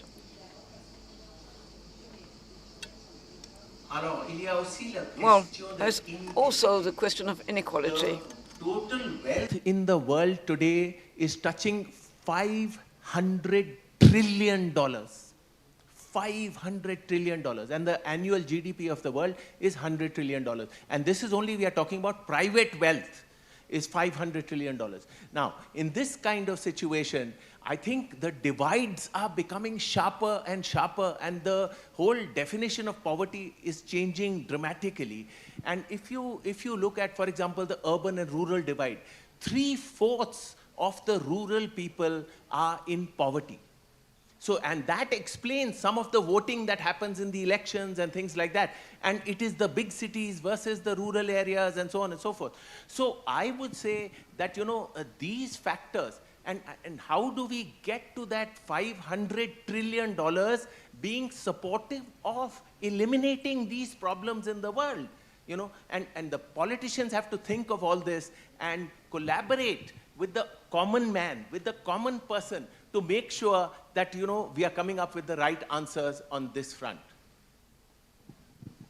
Oui, Garance Zenico, parce que vous avez fait une étude en plus sur le site. Garance also looked into social networks. I actually think that, we have a theme of our session is about the cost of inaction. And one of the big costs of inaction is the concept of... Oh, je ne sais pas pourquoi je parle en anglais. Je repasse en français, excusez-moi. Sorry, back to speaking French. One of the major problems of inaction is the fact that there are traps in poverty. There are forces, which means that once you are poor, it is difficult to get out of the poverty. And some of these traps towards poverty at a personal level, a country level, a community level are absolute. When you're very poor, you get sick, you get weaker, and it's even more difficult to get out. And this is linked to absolute poverty, but there was a lot of traps in terms of poverty. I mean, how can you get the resources to be able to get out? How can you get a loan? How can you get a job? And if there are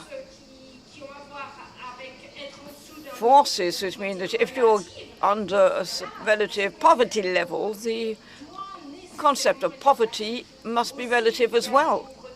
Some poverties are linked to frustrations and wishes. When inequalities grow, the wishes of people tend to increase faster than their standard of living. And then there is increasing frustration. And this is something that we see very clearly in many countries with the electoral repercussions that you can see here and elsewhere. We really need, and also one of the last costs of inaction is transmission of poverty between generations, so that someone who is poor will tend to have poor children, and it will be a whole generation affected by a level of poverty. You were talking about wars. So in post-war, in a lot of European countries, there was a great shock or a financial crisis. In the US.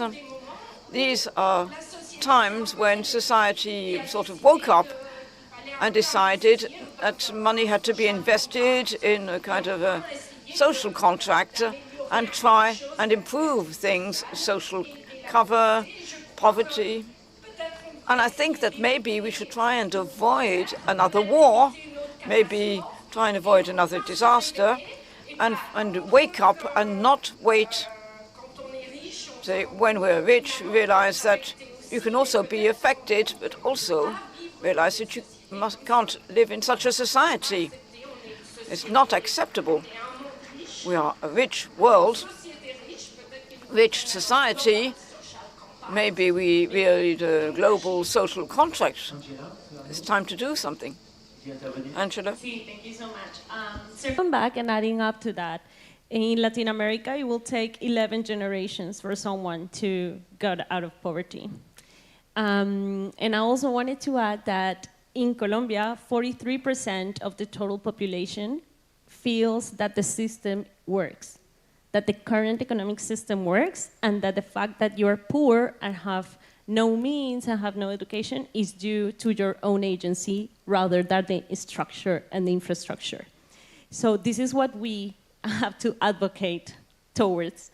For those 13% of the Colombian population is the one that thinks that we need to provide better means for those who have been silenced, that once people is being heard, there are social changes that can be taken. Only 13%. This is the people that are with us, and we have to, let's say, sensitize the 43% that the system works for them.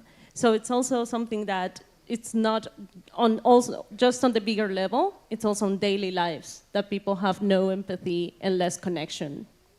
Marcello Neri, vouliez intervenir.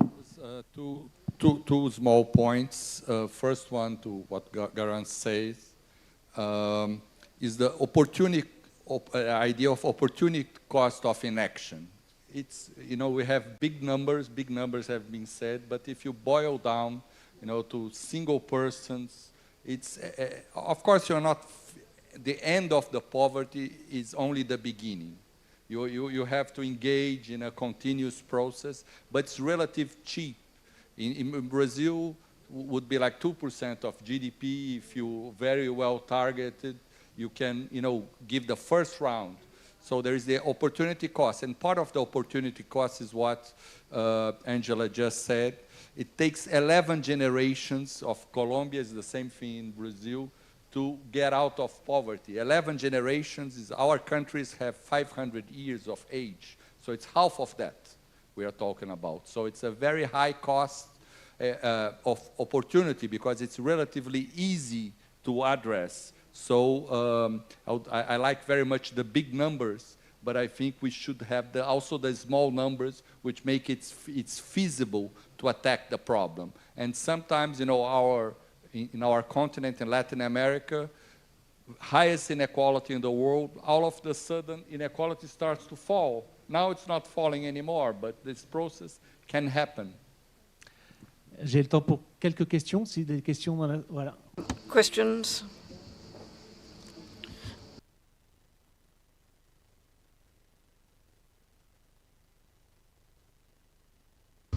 Yes, I agree with you when you are pointing out the cost of poverty is also a political one.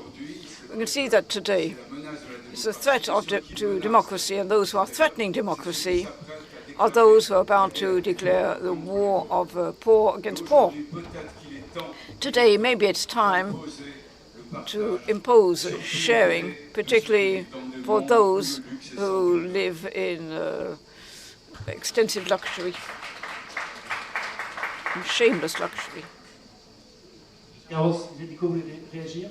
So I didn't want to react as well, I just want to say about what is felt about opportunities, it is incredible. There was an experience in a Latin American country where people were given a flat. It was equivalent of winning the lottery. And when we asked them, before or after, those who had won, how they felt it an opportunity linked to merit, which determines where you stand in life, those who had won the lottery thought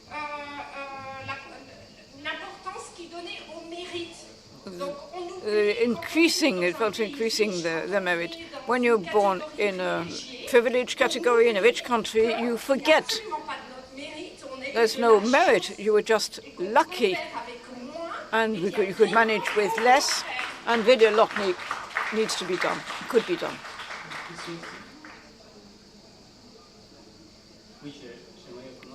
I'd like to start with a word I heard this morning about solidarity and rationale.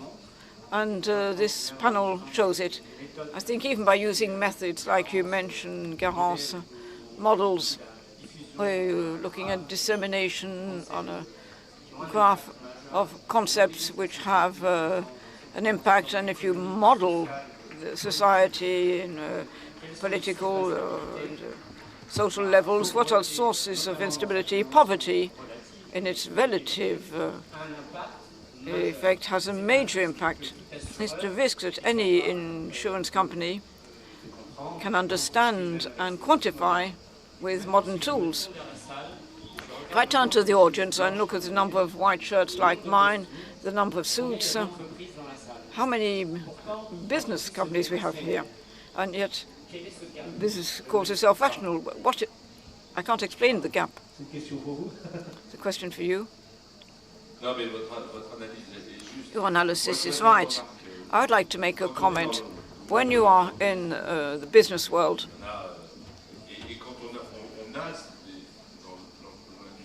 and in the industry that I work in, we have a problem with poor workers. We feel responsible and the need to do something about it. But what is missing today? What I'm going to say is easy, is linking worlds. We don't have the idea that the public world and the private world are linked. Everyone is looking for their own solutions, very few hybrid solutions, and there's not much looking for synergies. As I said as an introduction, the first battle against poverty is associations and states. But if you want it to be sustainable, you have to work earlier in the process with business. Businesses are fully aware of it, as they're fully aware of the climate issue, which plays a major part. We have the impression that injunctions are very often very administrative. It's not solutions that we try to put together, public and private. It's standards that we impose to influence, to get encouragements by conformity or by regulations. So we see we're close to running out of time. So I'd like to thank you. I'd like to say that I have a brief conclusion of Vice President of an association called Reporters of Hope, and I hope this meeting will have provided some. You can see there are a number of tracks to follow, and I like the quote given by Gandhi on the world, which is rich enough to feed everyone, but not the avarice of a numbers. I'd like to thank all of the panel for coming to talk about all this. Thank you very much.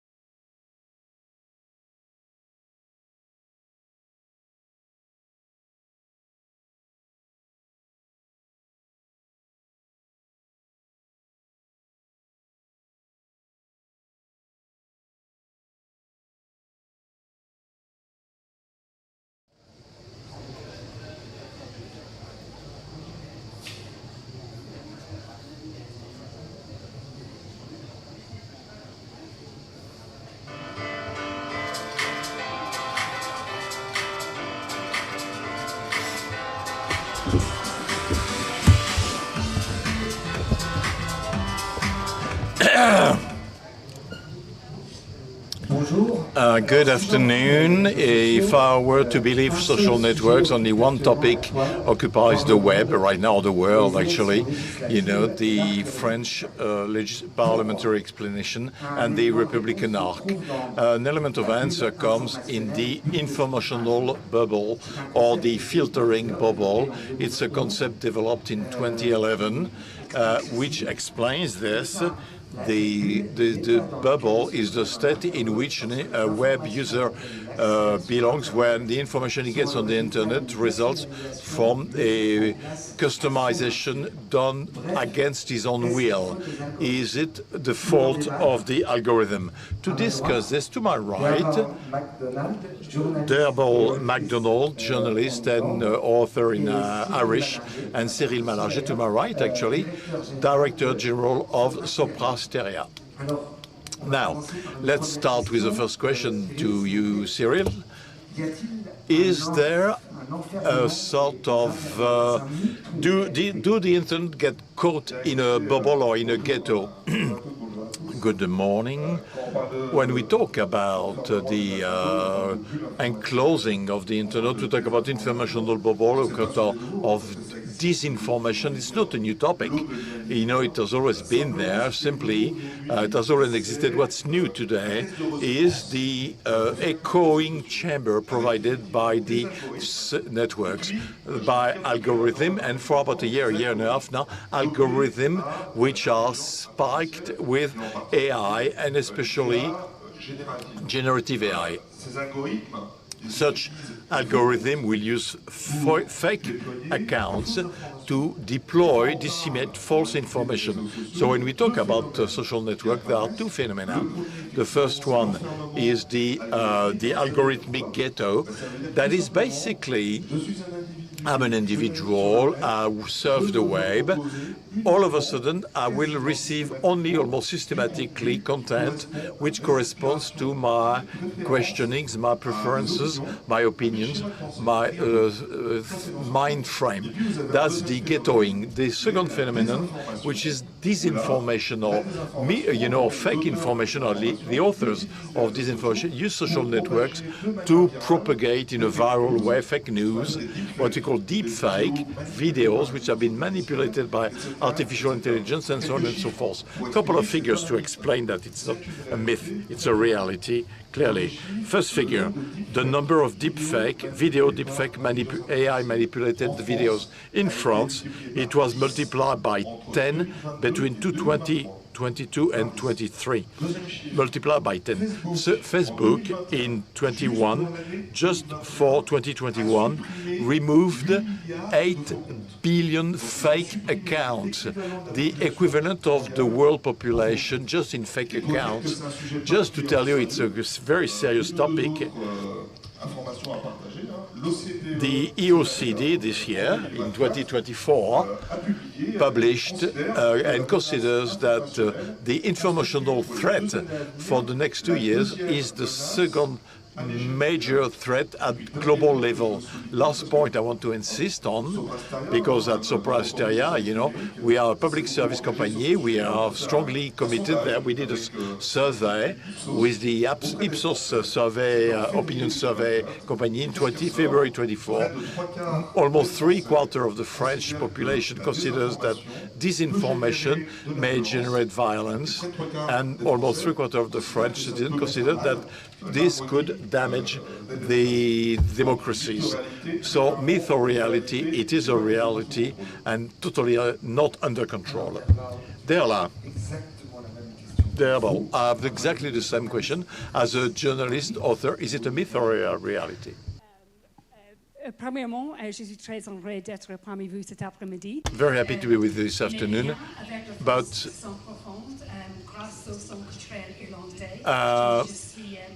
I'm a member of the board of directors of the Irish Cultural Centre, but for your comfort and for practical reasons, I will not speak English. it is impossible to disagree with Cyril that we are living in an age of cynicism and one where we have a huge infodemic and where there is a mass crisis of trust. Just earlier this week, Antonio Guterres, who is the Secretary General of the United Nations, identified both the climate emergency and the threat posed by technological companies, by digital technologies in particular, including generative AI, as one of the existential threats that is aggravating division, that is enlarging power imbalances and undermining human rights all around the world. This is not a myth, this is a reality. In the battle between the algorithms and the citizens, we the citizens are losing.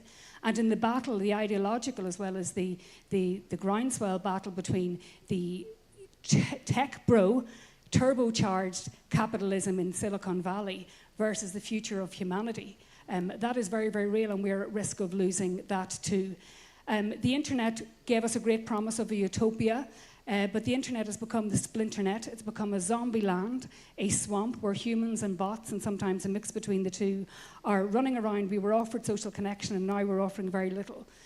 You know, you might say, well, as Cyril acknowledged, you know, fake news, disinformation, misinformation, the radicalization of vulnerable groups, that is not you, that trying to sway public opinion and behaviors, it is true, it's as old as time. But what is new and what has changed is both the speed and the scale with which this is happening. And what we're going to see with generative AI, amongst all of the promises that it holds out, is an information arms race that we as citizens and as societies and economies need to win. And these things have realized consequences, as well as land, sea, air, and cyber and space. This invisible war, the battle for I suppose, information and for perception, is very, very real. This is 5GW, the fifth generation warfare. And that is something that has real life consequences for us all. I think it's important to cite what we're not talking about. You know, the hallmark of civilization, of civilized societies and democracies, is the right to freedom of association, to form communities, to form subcultures, to have diversity. That is not what we are talking about. We are talking about the targeted radicalization of very, very vulnerable groups. We saw it during COVID. We've seen it through so many other spheres, and particularly in this consequential year of elections, including your own. We had mine most recently yesterday in Northern Ireland. So it really, really matters. And to say that it is a myth, I think, is an insult to all of us. Alors, on a entendu à quel point c'est une réalité. We heard it's a reality. We heard that utopia internet is turning into a zombie land. This raises issues for democracy. Now, the bubbles, as Julian Dampoli said, are they the fact of chaos engineers, or maybe algorithms are idiots?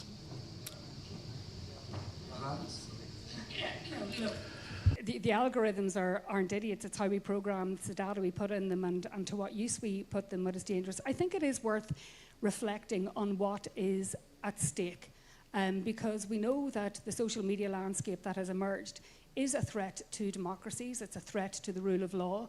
If we do not have a shared reality, we heard this, if anyone attended the earlier debate just before Cyril and Fabienne and I came on stage, we heard about that if we do not have a shared reality, if we do not have a certain level of trust. It doesn't mean we have to agree on everything, but we have to have a certain shared reality. Otherwise, if we don't have that knowledge and we don't have that trust, we do not have peace, we do not have democracy, we do not have the rule of law.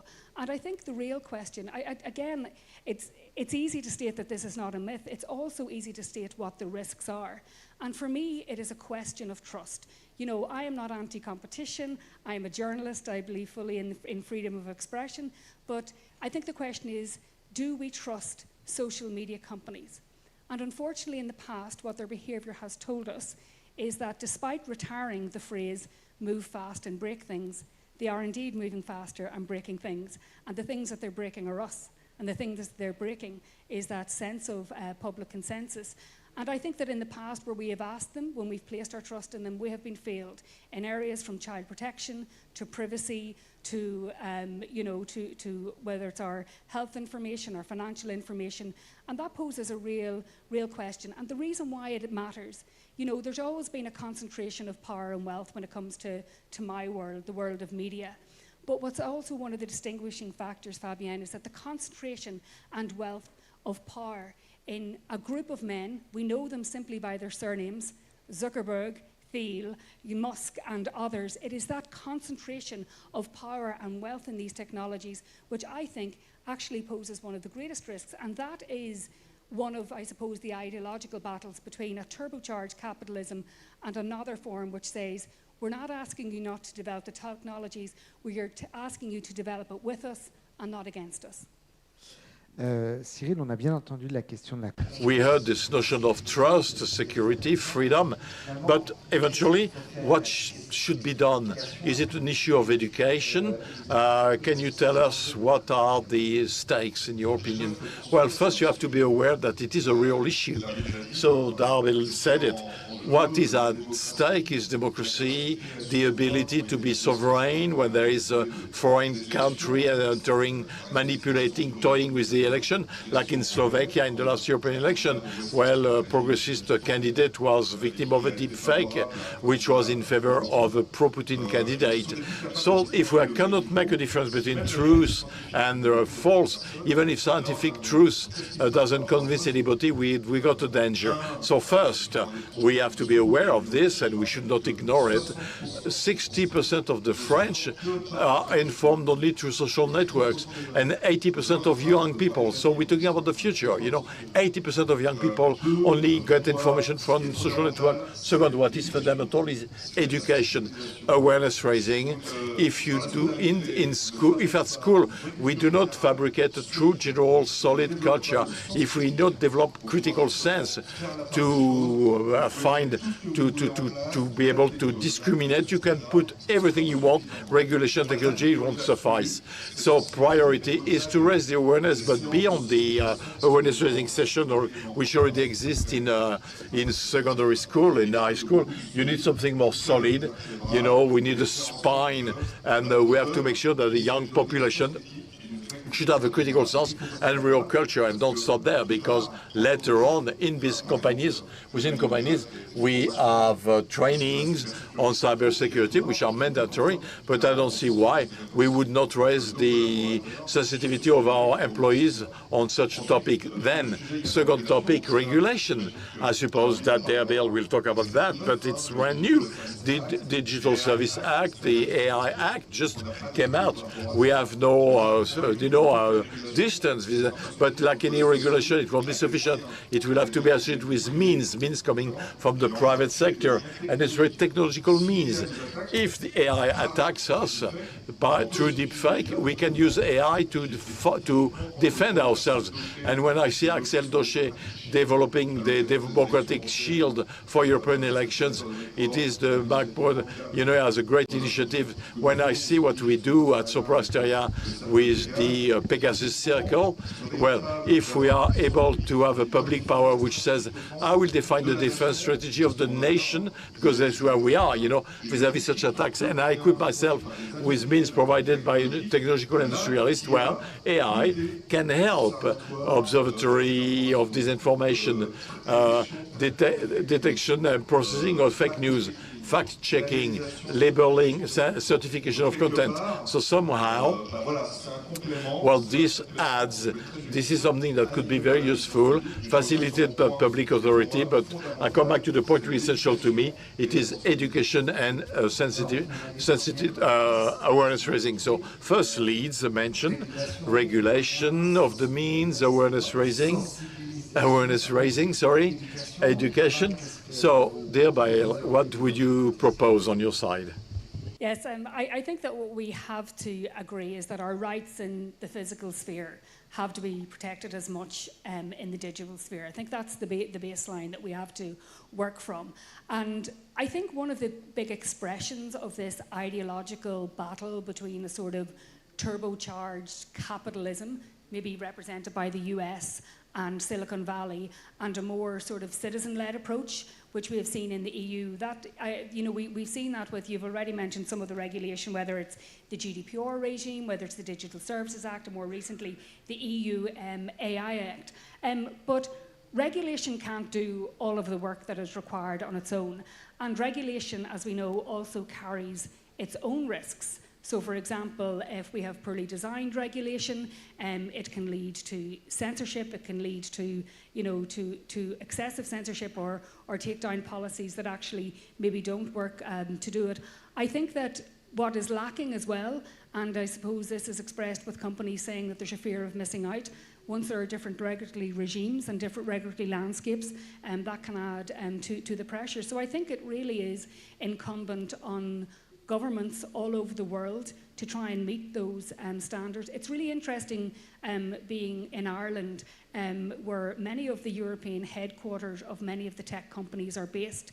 So a lot of the litigation that has led to landmark legislation being struck down, and a lot of the innovation has actually come as a result of cases taken in this tiny country with less than 6 million people on the island. So we're very, very keen to both the advantages and disadvantages of regulation. And I think that, regulation can be a double-edged sword, but a lot of it is about having agreed standards. So I think really, Fabienne, it's going to involve a huge collaboration at national and EU and international level to develop standards. That's going to involve governments, academia, it's going to involve citizens, it's going to need to be very, very grassroots.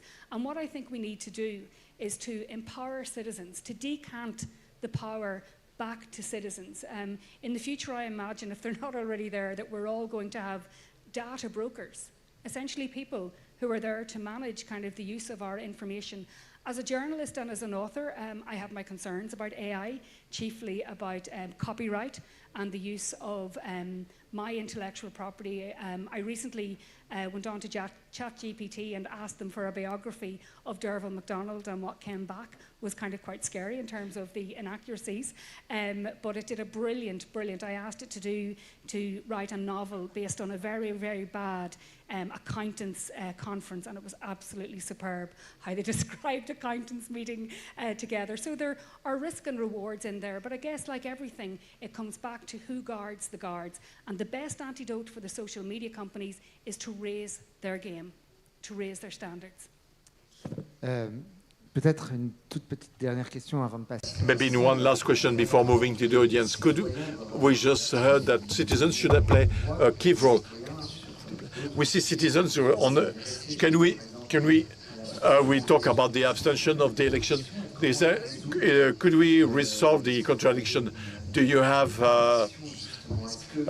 proposal? Could you move? Yeah, thank you. So to understand the social network, citizens is not interested. It depends. I mean, when there is a fire, they pay attention. Again, when we look at what goes on now right now for the elections in France, after 20 years of drop of participation, it's rising again. We know why, which proves that it's reassuring that at one stage, when we need to be mobilized because there is a form of danger for democracy, well, citizens will find their fundamentals and get mobilized. So I think it is a sign of hope. But after that, I think it's not enough. Let me come back to this notion of education, awareness raising. We have to structure things. We have to give spines. We have to build in time. We need to give basis to the citizens so that they can understand without being dogmatic, and we have to do it at each stage of life. So I think it is something which is fundamental, and this will come and support the reaction of the citizens. But I'm rather positive vis-à-vis what I see today in terms of reactions. I agree with Cyril, but I think something we are overlooking is that we are assuming that all of the negativity around information bubbles is by bad actors or non-state actors. But a lot of the information bubbles and a lot of the misinformation and disinformation that has been propagated in recent times has been by politicians, has been by people probably who we should expect better to do it. And I think that is important, and it is important just to remember that it is just not all bad state actors, that it's a wide variety of people. Alors il reste du temps pour les questions de la salle. Oui, bonjour. Vous avez finalement... So you didn't talk much about the informational bubble, that is enclosed bubbles like beyond fake news and deep fakes. we are each and everyone in our own bubble, and we end up dialoguing with people who are just in agreement with us in Paris, they don't understand, and and people all over the place, people, I don't know anybody who vote Macron. So shouldn't we regulate, because it's difficult, so that they would have access and we could be in contact with opinions which are not ours, but which could be, which exist and which make us to think differently. Well, there are bubbles everywhere, in politics, in the economy, even in sport, if I may say so. So basically today, when we look at the world, it's a mass of bubbles that do not dialogue much. And it's true, but I will remain very modest. I don't have the solution. That's why I think education could be something that would be essential. And then after that, I think that the transparency of information and vis-à-vis that the role of traditional conventional media, I'm sorry, but today we can really ask ourselves questions about their role, because if the role of media is purely to foster the economic model and to do news, at one stage and pure emotion. Well, you need an objective treatment of our news. You should be transparency in information, and somehow each at every level, being the companies, the family circle, and so on. The people should contribute to provide the general culture. It is a highly complex topic, but algorithm, let's not dream, they don't function alone. They're being manipulated by people who have intentions, and these people, I mean, they have to be processed, because the algorithm, it runs what it's been designed for, and often it does it better than humans. I think it goes back to what I said earlier. What we're not talking about is the very human act of forming communities, of being part of subcultures. Personalization has been a fact of human life, since it began. But I think the difference is that very, very targeted, that algorithms that are, if you, especially during elections, where you are being targeted with fake news, and that is where the danger lies. And companies will tell you that they've got red teams, that they have safety teams to put in place, but the guardrails aren't sufficient for that, so that we're not getting that broader view. I'm sure anyone here who's on social media, whether it is Twitter or Instagram, one of the biggest mistakes you can do is follow a word or a topic that you didn't intend on, and then you just get absolutely, your feed is absolutely flooded with that and with the spam, and that is very, very targeted. And that's, a lot of the complaints in the election is that people are getting fed stuff that is too conservative, or too liberal. But when it is that lack of moderation, that goes to the bigger question: who gets to moderate? J'aimerais ajouter quelque chose, si je peux me permettre. I would like to add something, because this is a key point which has been mentioned. I'd like to come back to this concerning the regulation, the Digital Services Act. It concerns the major platforms, the very large online platforms with more than 45 million users. What we want to do with this regulation to say, well, I know that your business model does not accept this, but it is your job to fight against disinformation, to deal with the fake account, fake news, and so on and so forth. This regulation has capabilities and financial resources which up to the annual turnover. So what I expect, and it's a true leverage, is at one stage, the hand should not hesitate when we have to apply sanctions to oblige platforms which are outside of any control, to oblige them to invest sufficiently to fight themselves against disinformation, because everything goes through the platforms. My hand trembles. We got time for a short question. One short question and a short answer.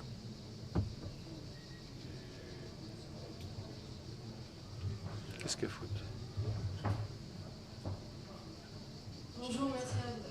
Thank you for these interesting talks.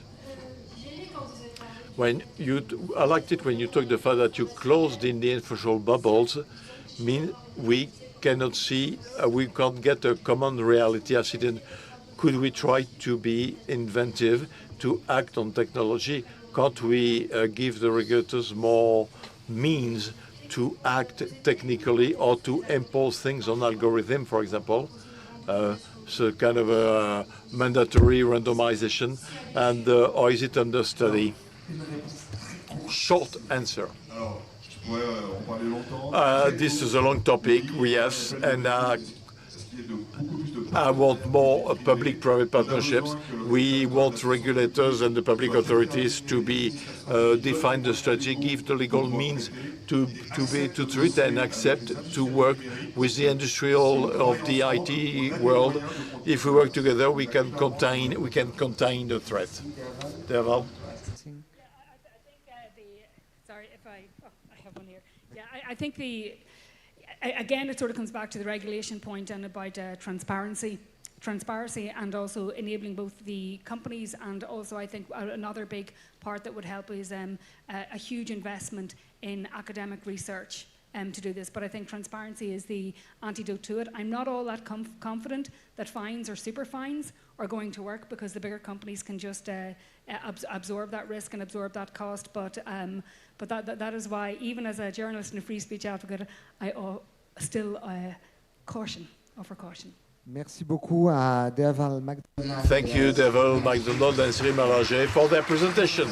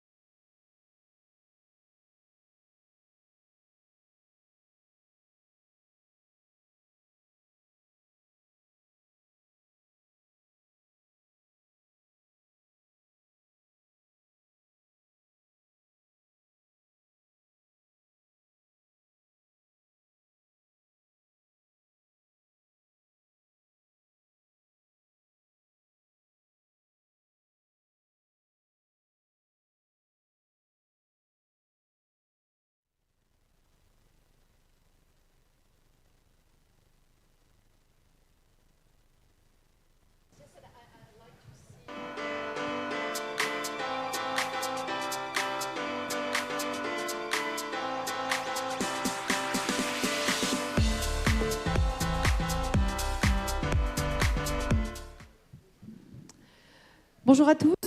Good afternoon, everyone. Welcome to this roundtable called Debt, Sustainability or Development. I'm very pleased to be with you this evening to talk about this subject of the debt. Why borrow money? When should you stop? For what reason? With what objectives should you go on getting into debt, whether you are a state or a company? These are the questions we're going to have during this panel with the wonderful speakers I'm going to talk about. So, Catherine, who is the coordinator of the session, with the Circle of Economists. Next to us, or rather alongside Catherine, Mirella Agache-Durand, who works for Groupama Asset Management. At a distance, and I hope it will work, we have Edmund Gill, who is an economist of the World Bank. Thank you for being with us, even at a distance. Can we hear you? Hello.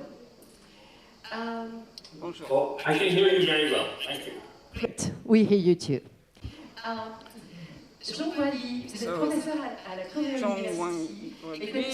you work at the Korea University on the macro aspects, or you work for the Asian Development Bank. Olivier Perronnet, also president of Finexi Consultancy.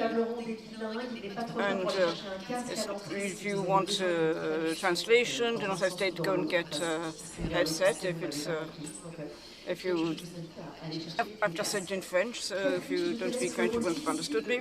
So, Catherine, up to you to find the way we're going to debate in a few minutes. We promise. Let me start by asking a few questions. I'd just like to say that the timer has. So, do we have infinite time? So, if you want to switch the time on. So started. So we'll start by asking a few questions to better try and understand the subject. The starting point of the session is that states, even those who are over in debt, and I won't talk about Africa, Latin America, or Asia, also countries who are overly in debt in Europe, they have massive needs for investment for their sustainable development. First thing, what are we talking about? Are we talking about the public debt, the sovereign debt, or talking about private debt, or both? And he'll give you a revealing figure of why we have the question. The whole of the debts represented 100% of GDPs worldwide in 1970. 50 years later, 250% approximately. 50 points due to two crises, financial crisis and sanitary crisis. So we may have questions regarding sustainability. So these questions of sustainability must be approached not only with the criteria of the rate of indebtedness, which is not very revealing or explicit. Sustainability is a capacity to face commitments. Commitments not only from a financial point of view, sustainability of the sovereign debt. We see why the debt ratio doesn't work with the GDP, we're far from the 260% which we have in Japan. So there's not enough criteria. Often use the criteria of the service of the debt that we compare with revenue. When you talk about the sovereign debt, we will compare it with the budgetary income, but that is not sufficient either. And it's insufficient because economics are not accounting. In economics, you must always reason in a dynamic way, and the dynamics of the debt ratio depends on the differentiations between the growth rate of economy and debt. The privileged in Africa who have access to foreign capital have large risks ratio. So unless you have a growth rate higher than 10%, the rate of interest, you will have to perform miracles. If you can have an economic growth higher than the interest rate, you don't have the problem of sustainability. And to oppose sustainability and development lose its meaning. There's no opposition in this case. And I've been told I've already used up my time. Let's say that to conclude that we need to have sustainability and development, but everything is linked to how we are going to finance it all. We have 240 billion per year until 2030 for emerging and developing countries, excluding China. And the International Monetary Fund made a big effort because they talked about resilience and sustainability, because they paid 1.4 billion. So we are far from what is necessary. So what are the alternative funding systems available? What will be the role of international organizations and multilateral organizations? How can you convince advanced countries who have a difficult debt position to contribute to funding the less advanced countries, because we are all interdependent? And I'll get back to that if I've got time. Last question. Can companies and, say, more globally private funders, cannot they help this sustainable development?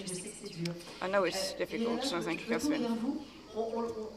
So, you see the angles to approach the problem. So what is your approach? Jill, how do you apply this issue to yourself? Oh, sorry, not just person. So let me talk about the debt, public debt. I'll let Olivier deal with the question of debt of businesses. The debts in developed countries. Catherine, you talked about the fact that we had global problems which led to an increase in debt. We had the financial crisis. We had to get the economies out of this recession with the support of the states.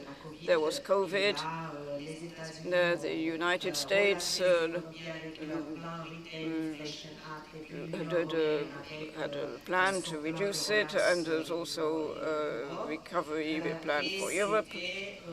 And there's a lot of support to populations provided during COVID. So it wasn't possible for governments to be absent during the period. We will have understood that the geopolitical environment was also moved a lot because the arrival of the war in Ukraine, the military spending has gone up in all of the countries. It means public effort. Bad news is that we cannot sum up the past. You talked about the question, should we stop getting into debt? But we have the three transitions, the environmental transition, digital and democratic, which cannot not be funded. But governments need to play a part there. So that is the major issue in 3 minutes. The solution to the equation is something we'll try to find. I'm not sure 3 minutes will be enough, but at least the debate is the past, and also how we look into the question of debt in the future. Intermit, if you're not too far away. How do you see that subject? What is your analysis? Thank you very much for asking me that question, and thank you for asking me to participate in this conference. So I'll try to be brief in my responses. So I think that the first is that to address this question in a helpful manner, we have to distinguish between poor developing countries like Ethiopia, middle-income emerging markets like Kenya and India, and high-income advanced economies like France and the US, right? So we have to recognize that actually these economies have essentially just two things in common. The first is that all three groups today have debt levels that are too high, both for sustainability and for development. And the second one is that all of these countries have much lower growth rates today than they did in the last decade. And that growth rate in turn was actually much lower in the decade before that, right? So I'll just say a few quick things about the first part is about their debt, the second part is about their growth, and then the third part is about their sustainability. So when you measure things correctly, you actually start to see that countries like Ethiopia's external debt is about 80% of its GDP. Kenya's and India's public debt is about 100% of its GDP, of their GDP, and France's public debt is getting to the vicinity of around 120, 115, 120%. Now, I think in the simplest term, the way that we see these things is that these ratios are about twice as high as they should be, right, for each of these groups of countries. The second thing that they have in common is that their growth rates have been falling steadily, right? And that's true across the board. That's true of low-income countries, for middle-income countries, as well as for high-income economies. And growth is important, both for debt and for development. First, because debt, after all, is just a claim on future output. And if future output is higher than today's, it's far more likely that you'll be able to service your debt, right? And the second thing, of course, is that to the extent that we have these big development needs, big needs to fight climate change and so on, that requires finance. And you don't get that either from public or private sources if your economy is not growing, right? Now, if you look at the growth rate of these countries, you find that the output growth rate of developing economies has fallen from about 6% in the 2000s to 5% in the 2010s, down to about 4% in this decade, right? For poor countries in Africa especially, the growth rate in output has barely kept up with their population growth. So in fact, for the poorer countries in sub-Saharan Africa, their per capita income today is lower than it was back in 2015, okay? And there's a risk that there will be another lost decade, just like the last decade. Now, in the case of emerging economies, except for countries like India, you see that the growth rate has been falling in those countries too. The sharpest fall, of course, is China, where the growth rates over the last 3 decades have fallen from about 7% to from about 9% to 7% to about 5% in this decade. And if you look at growth rates in growth rate in the high-income advanced economies, that growth rate has actually dropped in half as compared to the first decade of this, and that growth rate would be pretty much zero in places like France and UK and Germany, and it would be zero for the advanced economies were it not for the US. So for all of these reasons, I think there is a big problem, and just the thing that I want to just end with is that if you look at sustainability, perhaps the best way to assess how resilient these countries are to natural disasters is to look at the annual cost of natural disasters, what it was 15 years ago and what it is today. And if you look at that, what we found is that for low-income countries, the annual cost was about 0.6% of GDP 10, 15 years back. Today, it is twice that much. Thank you. Yes. Thank you very much. I'm sorry, I'll stop. Yeah. Est-ce que je peux vous demander peut-être un... Could I ask you, continue with this analysis, thanks to your position, do you have a different analysis for Asia? Okay. Thank you very much for inviting me to this very important forum. I think it's first of all, let me emphasize that the issue of sustainability is very important, but not just for certain group of emerging economies, but also applied to advanced economies and everywhere, including Asian economies.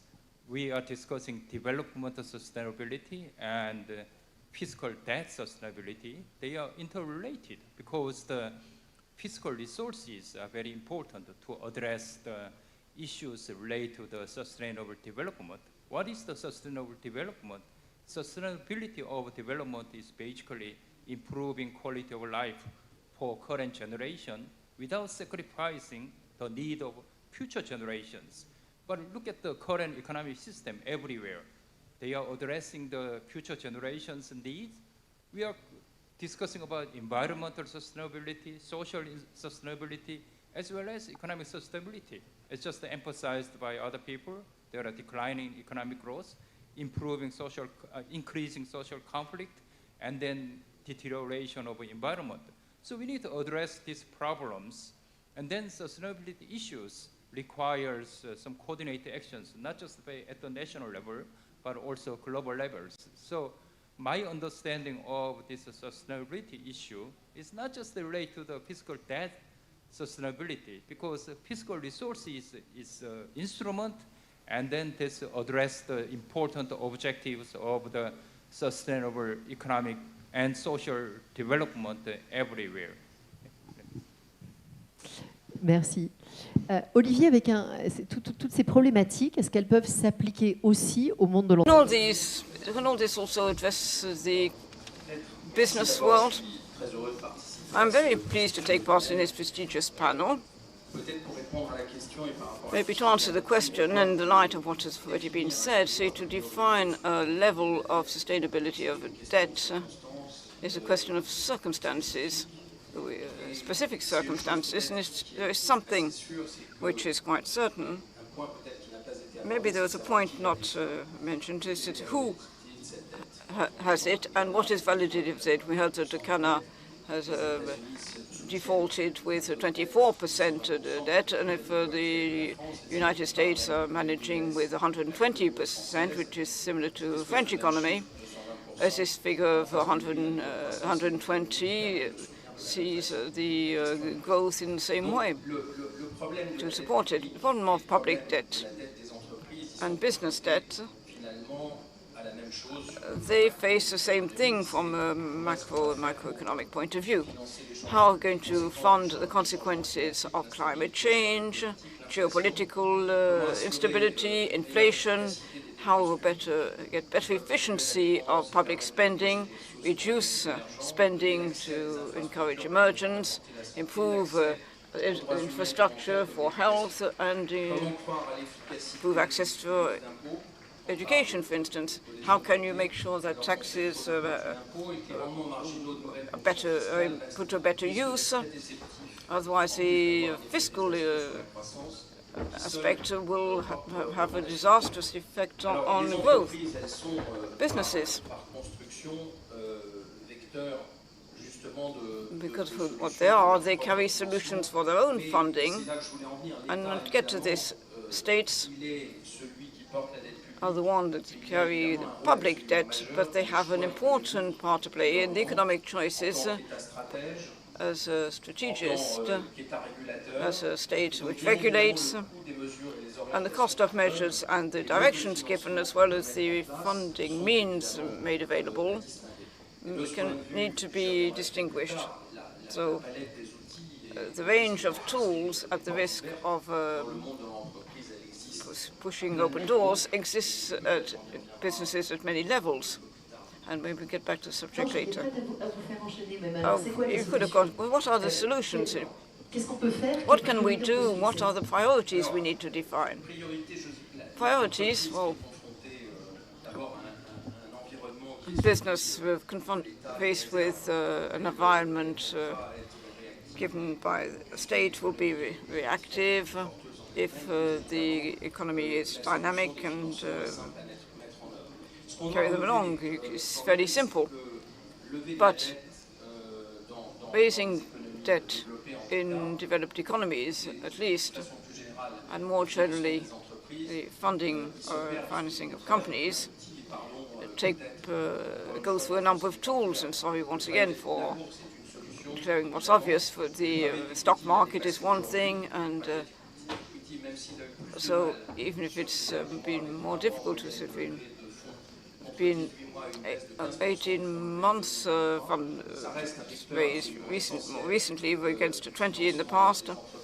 It's a tool for funding companies. There's a new phenomenon when we see the interest rates going up and there's a volatility of the private debt, the shares of the price have gone up. They allow risk profitability situation which is favorable, particularly in the capital structure and with the appreciation of the risk. In the phenomenon which I think are important is also a number of funds which have had a different years, have had records in the previous years. 2003, it was historical. So with these instruments, we see the appetite of investors for long-term and risk covering. Infrastructure have a good coverage of inflation as well, and with tremendous means, as we mentioned earlier. So what are the solutions that you are thinking of, Mirella? I think we agreed on one point with Olivier. We have to look who is going to invest. You have to look at the attitude of an investor, the person lending money, and that is very important to gain their trust. And that is why effectively today we're talking about the question of monetary debt, what we're going to pass on to the future generation, how we make sure that the money lenders still trust such a government to lend money in the future, but we cannot limit it to that. I think we need to look at debt from a more holistic point of view. It is a monetary debt. It's also another type of debt, a state which stops investing, for instance, for energy transition, will leave a more vulnerable country to the future generations. And if we do not take into consideration what my neighbor was saying earlier about future generations to have a sustainable growth, it means that we are leaving them a country in a difficult position. So we need to work on, have to be careful to that. There is not only one leverage system to deal with the global problem. There are far more. And we have to consider what we call the intangible assets. We saw in the financial crisis the fact that you are transparent is a very important intangible asset. We also see that during the crisis of the sovereign debt in Europe, the good governance was also an important asset. And peace is also an intangible asset which is extremely important. It's difficult to imagine lending money to a country which is not protecting its peace. We have to find how to attract investors, projects for investments which need to be profitable, which lead to economic growth, because it's with economic growth that you can then fund medium-term and long-term debts. And the public industrial policies must be well considered, medium and long term, using all the means available. We talked about business, but at country level and governments, we can think of the public-private partnerships which can be implemented to fund infrastructure and long-term investments.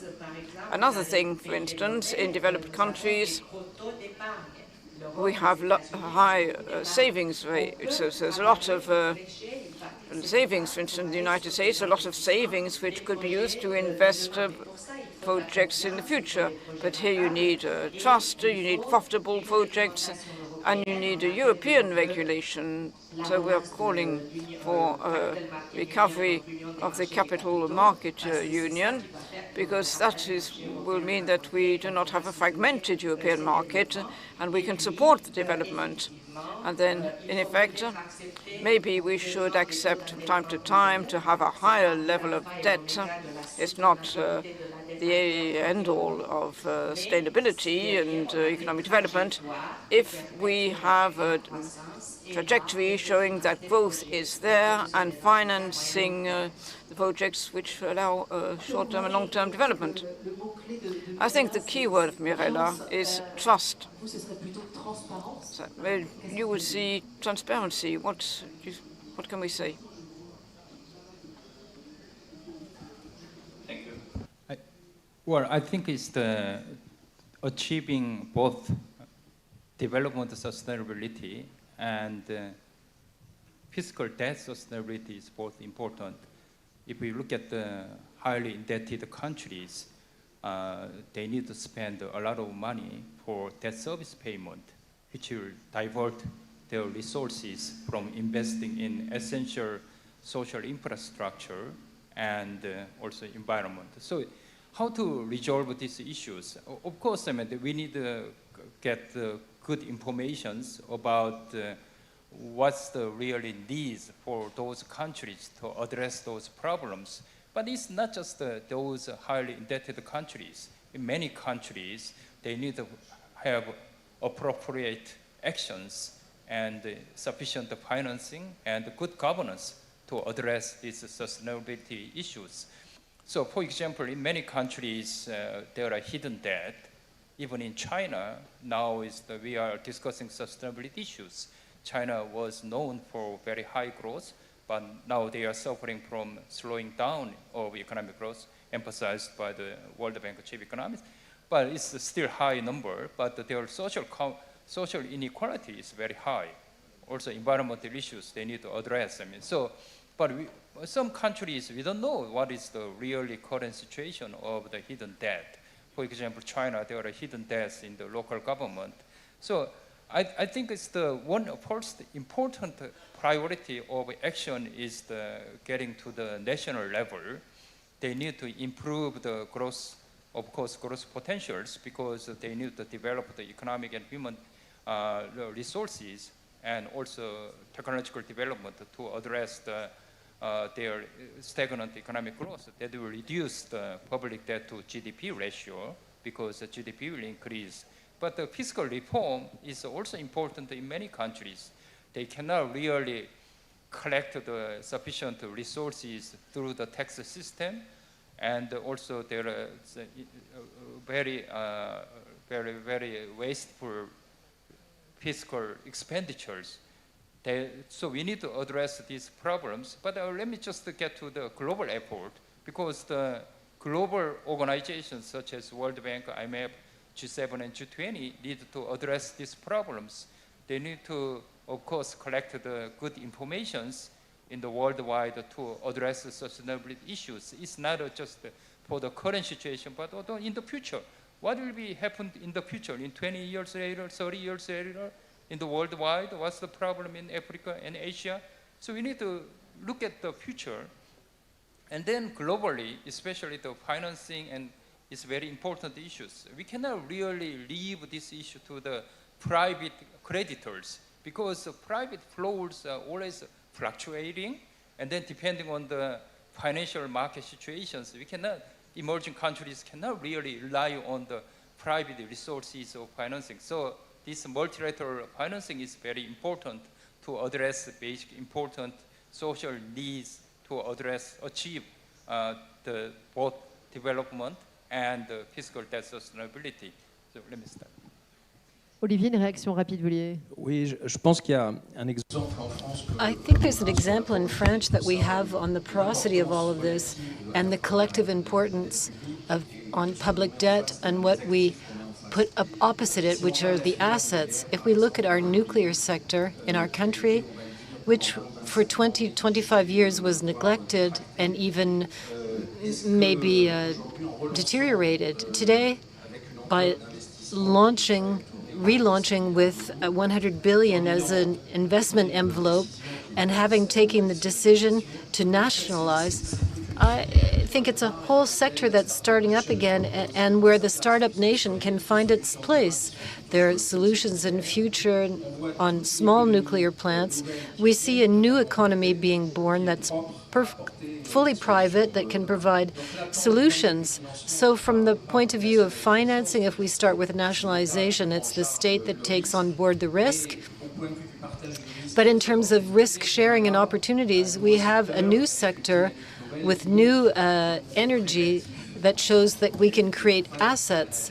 So giving our date, this could be a first approach. This nuclear sector is one with high valuation and it's vital for our ecological transition. So I'm going to turn again To you in Delmeet, I can't interrupt you. So if you can give us a brief answer, please. Yes.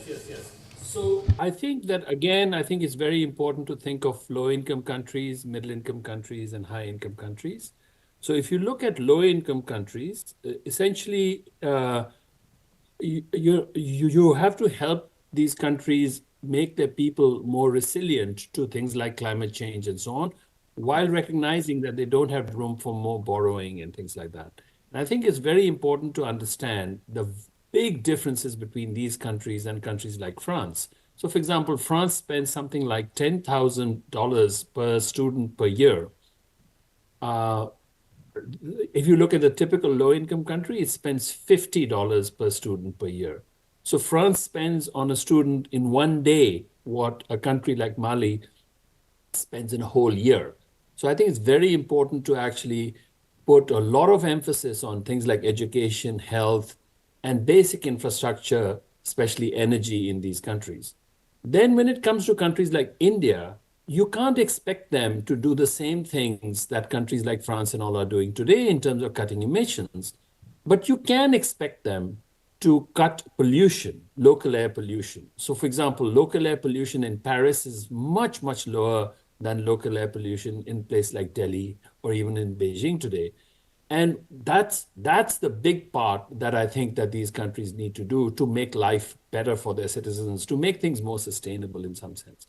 And I think it's very important for countries like France and others to not just to cut emissions, which I know France is doing pretty well at, but also to grow. Because if you don't end up growing, you don't create a dynamism in the world. And that dynamism is very, very important for these poorer countries to grow out of debt, to grow out of grow out of being very vulnerable to things like rapid climate change. Without that growth, so we find, for example, that during periods in which countries like France and others have grown highly or well, those are the times that other countries also, the poorer countries also do well at. So I think for the high-income countries, it is very important for them to be economically dynamic, to actually have high economic growth rates as well. Those are what I would call priorities for these countries. Merci beaucoup. Thank you very much, and thank you for your concise answer. So we can now take some questions from the room. Is there a microphone that we can pass around? So we'll bring a microphone. There's a lady in green who was wanting to ask a question, sir, and then the lady afterwards. I wanted to ask a question about the role of the state as the last insurer. So for the health crisis and the financial crisis, for risks that are taken by a country, is the insurer of last resort. So are there ideas to try to dissociate the role of the state as the insurer of last resort so that insurance companies can take this risk and get the companies who are taking the risk to pay in the end, and which would be reflected in the premium that they're paying for this type of insurance? Mirella, you're closer to insurance. Maybe you'd like to answer. So at Groupama, we insure the agricultural world, and they're dealing with a significant problem today. That is that sometimes in agriculture, there are risks that we can't insure anymore. So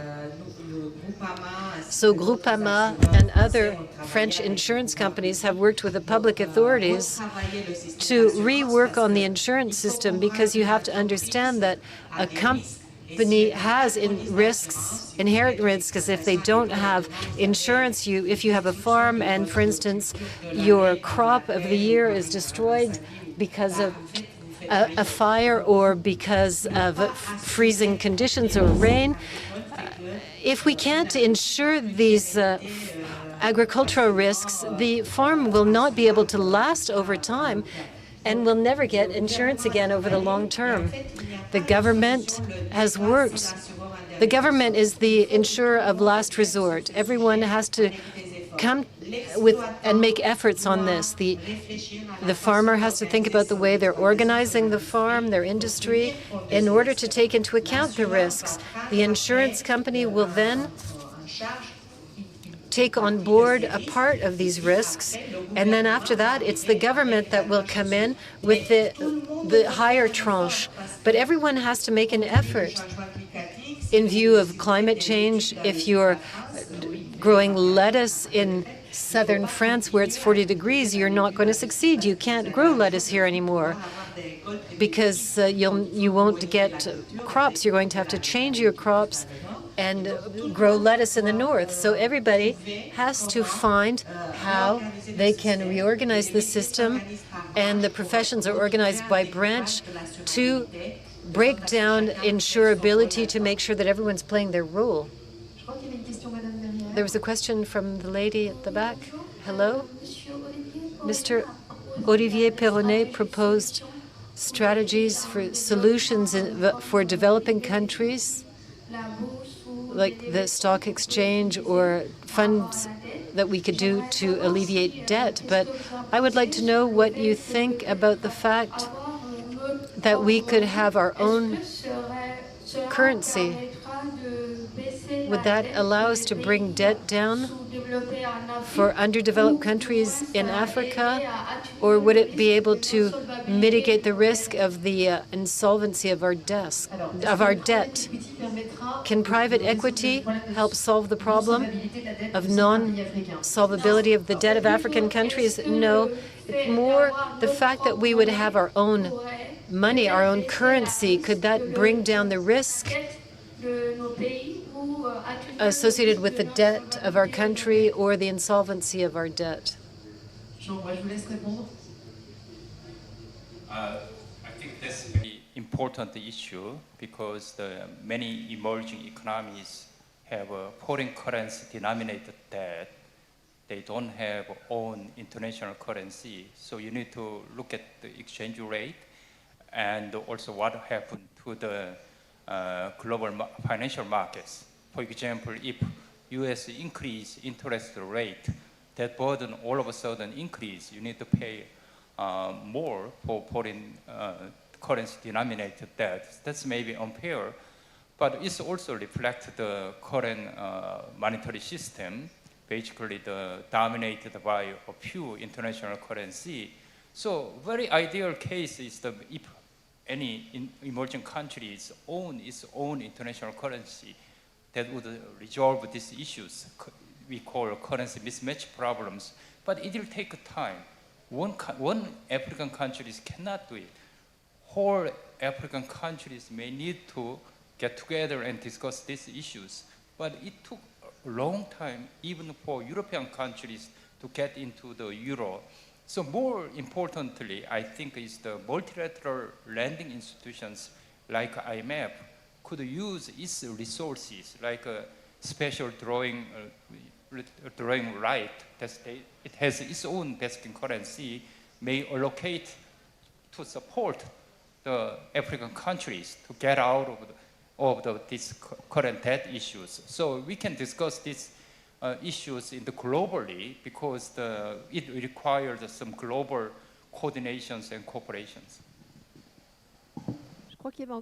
Je crois qu'il y avait encore... Alors, on va en prendre une ou deux, si c'est très rapide. Prête-vous... Oui, bonjour. Je voulais juste poser la question de savoir si demain, les pays des BRICS arrivaient à créer la nouvelle banque mondiale, est-ce qu'on va parler dette comme on parle ce soir? Voilà. Je pense qu'il va falloir préciser un peu votre question. Il y a clairement des doutes sur ça. Can you please repeat your question about, so you have a guest from the World Bank, and there are some countries, BRIC countries, who want to create a bank, their own bank, to also lend to developing countries. I think of China. So would it be a good idea for China to create a competing global bank? I'm not saying good or bad, but will we talk about debt in the same way we're talking about it now? We're talking about debt because we have the IMF and the World Bank. and we're following their lines. But in future, if there was another World Bank, what would we do? Okay, thank you. So there was no translation, so I didn't hear, but now I understand your questions. So there are some initiatives by the BRICS countries. Also, there's a Chinese effort to create the multilateral institutions. It's called AIIB, and there are also BRICS Bank. So if they could lend the money additionally to the African countries, they can help to build the infrastructure and also address the environmental issues. But that's the one advantage. But another issue is if this additional lending cannot create the value added to those countries, these countries can easily get into the debt traps. So currently there are a lot of debate whether this bilateral lending or from these multilateral institutions, especially initiated by China, really lead to effective lending, really helping these emerging countries. So it's going back to the transparency issues, governance issues, effective lending issues. So it's having the more additional source of the multilateral lending could be one advantage. But to make it more effective, there are a lot of issues to resolve altogether. So let me get started. Une toute dernière question. Last question.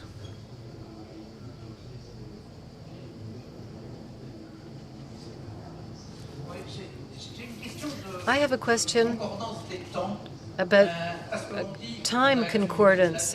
We say we've accumulated debt, there's not much growth right now. The sustainability means that the interest rates have to stay fairly close to the growth rate. That's the past. But now we're being told that there are lots of projects that need financing, so we need to find financing. This is okay, so it's good. There's lots of savings around the world, but these people who have their savings might be a bit greedy and want to have a proper remuneration for lending their savings. So how do we find a balance between the way to the past and the refinancing the past and the financing that's necessary for future projects? Olivier?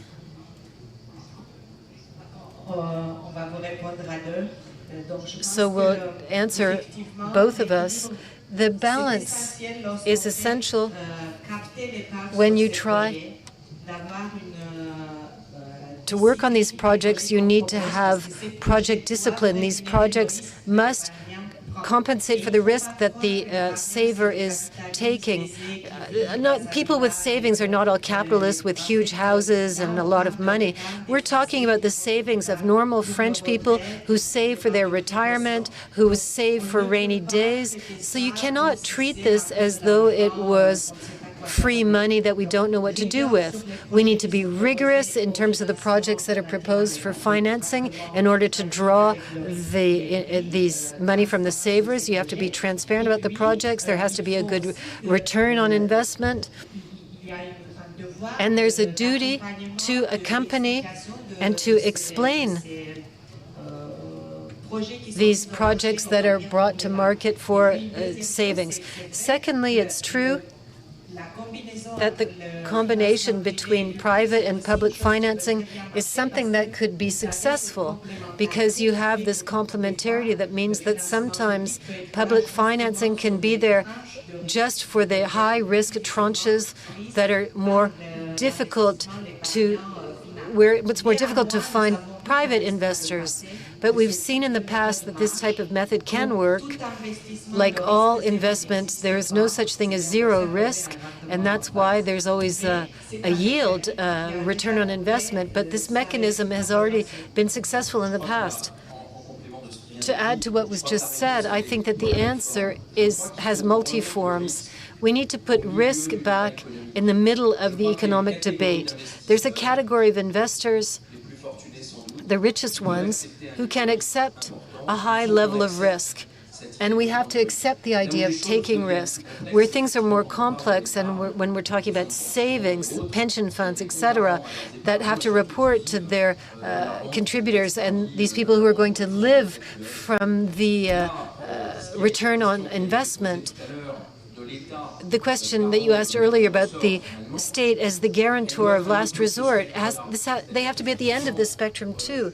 Indeed, the state has to guarantee what we need in terms of risk-taking for these investments to take place, but at the same time, the saving that could be put towards risky investments needs to be sufficiently incentivized for people to want to use it and not be the primary responsibility of the state. This idea of risk in our current economy and with transformation and all the topics that we have to deal with, we need to put risk and acceptance of risk at the middle of the debate, and I think this is a very important topic. So the answer depends on who the people with the savings are and what the strategic needs are in order to find a balance and a palette of solutions that is not unique, but that has many forms. So we're at the end of our discussion. I'm going to ask each of you what your takeaway message is, and I'm going to make the question a bit harder than the one we prepared. The political landscape may change in France. What would you say to politicians in charge of the debt? Who wants to answer this question? I hadn't planned it. I'll start, because we need to take risks. What I want to say to the state is that they have a legitimacy to be strategic in the fields that are of general interest to the population, but at the same time, they must facilitate growth, absolutely. Even if the level of public debt is high in France today, everything is relative. We have to look at all the assets that we have to offset this debt. The representative of the IMF said that France is spending a lot on education, and this is a real asset. So I think we have to be strategic and facilitate growth. Secondly, as a manager of the state, they have to manage public money efficiently. The public funds that are put somewhere, invested somewhere, must be effective. It's a cultural contract, and they have to regulate what they must regulate. It's the government's role in a world where this role is important, and the government is legitimate to play this role. Indirmit, what is your takeaway from this roundtable discussion? So I really like the panelists' comments. I don't have anything to disagree with anybody with what anybody said. So I guess to actually respond to the question about would it be good for other lenders to come, other multilateral or bilateral lenders to enter the market? And the answer is yes. If you look at the previous experience, you find that countries that actually have good governance mechanisms or debtors that have good governance mechanisms, they have tended to make good use of this credit. Those countries that have weak governance mechanisms at home, they have tended to get into debt traps and so on. So I think a really important agenda for organizations like the World Bank and so on is to strengthen internal governance. The other part that you asked is, what would you tell the new people in France and so on about how to sort of regulate international debt? And I think the main thing to take away there is that because of changes in international debt markets, huge changes as compared to 20 years ago, the current system of restructuring debt is defunct and it needs to be rethought. And I think what should happen is that any new government in France ought to be thinking about that as an important matter. Thank you very much for inviting me for this. Yonghwa, qu'est-ce que vous voulez nous Yonghwa, what would you like to give as your takeaway message? Well, I cannot give any advice to the French situation, but in broadly speaking, there are always problems with the politicians because the politicians care not just in the non-democracy, but also in democracy. They care about elections, and they are talking about the current issues. They are relatively ignorant about the needs of future generations because they cannot really get more votes raising these issues. So they are usually not just in the Western countries, but also in East Asia, including my country, South Korea. They don't really care about the needs of future generations, including environment and the social conflict, and also the demographic issues. I mean, these are the very important issues. So I think it's I always think it's the building good institutions, and then the people's will is very important because they can give the pressure on the politicians. So in that sense, democracy has a value because the politicians should listen to the people's needs. So in that sense, I think it's the future is not destined. I mean, I think some people see the current situation will continue, and then the problems in African countries will be deteriorated. But I don't believe maybe future is in the Africa, future is in the emerging economies. But we need to build the good institutions at the national level as well as the global level. I think that's important. And then the education is also important because not just for the formal education, but in the society, we need to learn what's the current need to build the better institutions. Mirella, qu'est-ce que vous retenez? Quel est votre message fort? Mirella, what's your takeaway message? Solving the problem of the debt is not easy. It's a planetary problem. It's not just France's problem. Every country has this problem. If there was an easy solution, we would already know it. The message, my first message for the public authorities is that this problem will not have an easy solution. I'm not saying it's necessarily going to be painful to solve it, but there will be efforts required.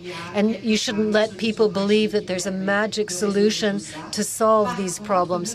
However, don't fall into defeatism to say it's the end of the world and we don't know how we're going to come back to rigor and growth that's sustainable. It's the opposite. We have we're lucky in Europe to have intelligence, education, industry, savings. We need to use these energies that tend to divide themselves. We need to bring them together to find the solutions for the future. Catherine, you need to conclude. You've got 2 minutes. Fabulous. What I would remember from this discussion is the time frame shock. Everyone agrees that the state can spend, but the spending has to be effective. The problem of the effectiveness of public spending is that they produce their effects in the long term when you're investing in what we call the future, education, innovation. The profitability only comes in after a few years. And so this criteria of profitability that was raised by everyone with a quasi-financial vision only, saying, how can we integrate other types of criteria other than financial in the profitability and risk calculations, knowing that we have to think about the long term and overcome the budget restrictions and financing limitations that we have everywhere. Thank you. So you can applaud our panel. Thank you, all 4 of you.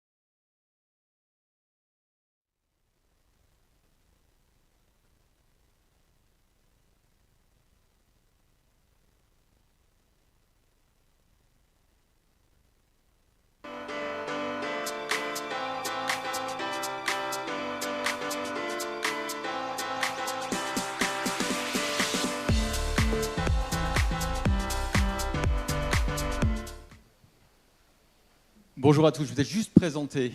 Hello everybody, just like to introduce Mariam Makash, who's from the Cercle des Économistes, and she will do the introduction to our theme of this afternoon on sports as an integration and excellence relay. And you know that we need a lot of integration these days to live together. So Maya, the floor is yours, dear. Well, thank you very much. Sport is not conventional topic for economists. The first work on the sports economy dates back to the 1950s. So it's a new discipline as far as this is concerned, and it really picked up in the 90s and 80s and 90s. What we got interested in as economists is not the integration. The first topic that were addressed, two main topics in fact that were addressed, is the first, sport as entertainment, in particular the importance of advertisement in the financing of shows of entertainment. We call them the multi-face markets, so that the people come to see the show, the players play for the show, but all this is financed by a third actor that wants to grab the attention of the audience to sell his or her products, what you have, and they thus finance sports. So it's a big field of research in economy. To have a better idea, sports as entertainment represents 1% of the GDP, so big stakes, financially speaking. The second topic the economists were interested in was the salaries, the wages paid to players, and the inequality in the wages. It's the economy of the star system, and Françoise Benamou is with us, know this topic very well, written a lot, intensively. So what is the simple explanation for this is that in sports and other entertainment sectors, the talents are specific and not be substituted, and on the offer side you have a scale result. You know, in football you can have a different audience, a multitude of people watching the game, and so there's an extreme wage paid for these rare talents. So the initial difference of talent will represent a big difference in the wages paid to the players. So one of the big axes of work in economy, very little on integration. Integration will be studied by social scientists, the first to have worked on this topic. And here I must admit, go back on the topic for today, there's a great consensus, whether with social scientists or politicians. With the social scientists, we have two authors, Norbert Elias and Bourdieu, that you probably know. And with Elias, there is a big theorization. The sports is a process of civilization, so we bring back the rules of violence to sports rules and that are regulated and controlled. Very important in this civilization process. Bourdieu will insist also on the transmission of values through sports. We'll go back on that. The value of fair play, for example, which were bourgeois values in his opinion. So little economic work. So back to my subject, to say that unfortunately economists are not really optimistic on the positive impact of sports for integration. No work has really been done, no studies have been done, no results, no positive measures on the impact of sports on integration. There are even negative impacts, and we'll talk about this, particularly with women.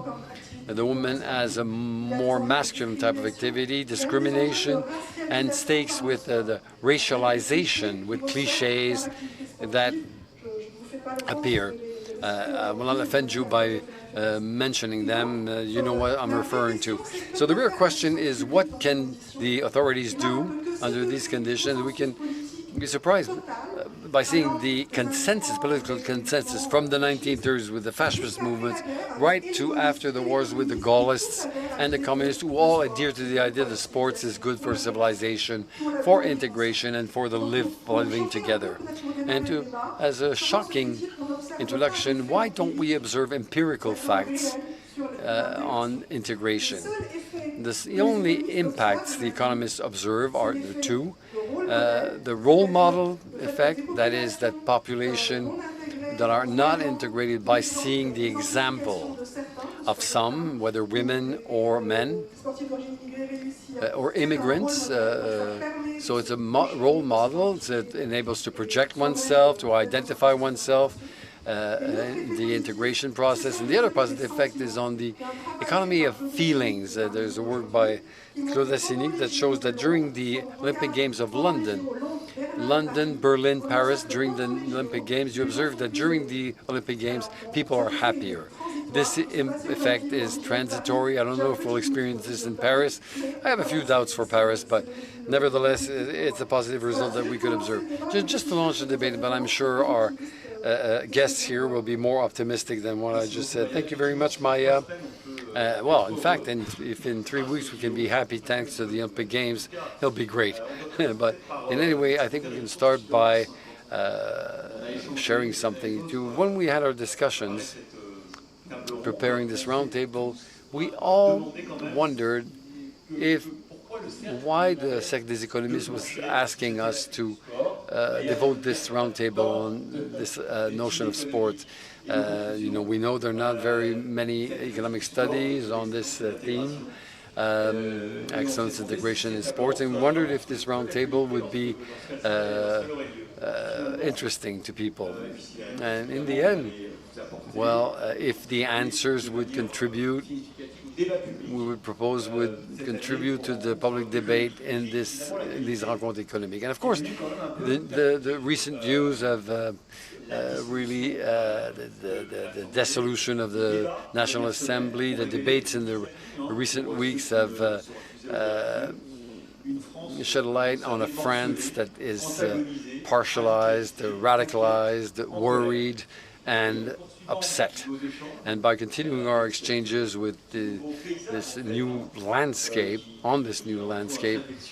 well, one thing came as obvious is that, in fact, we have the solution. We have the solutions. Our guests here have a solution. What the political model, I'm sorry, Renault, but did it fail? Did the political model fail? What if we tried the sports model, these values, efforts, performance, going beyond oneself, being paid for one's work, successes, the role model Maya mentioned, social promotion, integration, tolerance, all this, this is what we all want to talk about with you today. And I think that through the sports economy and the rules of competition, success of its integration system, we will share with you the keys of all this. And we will start with an example.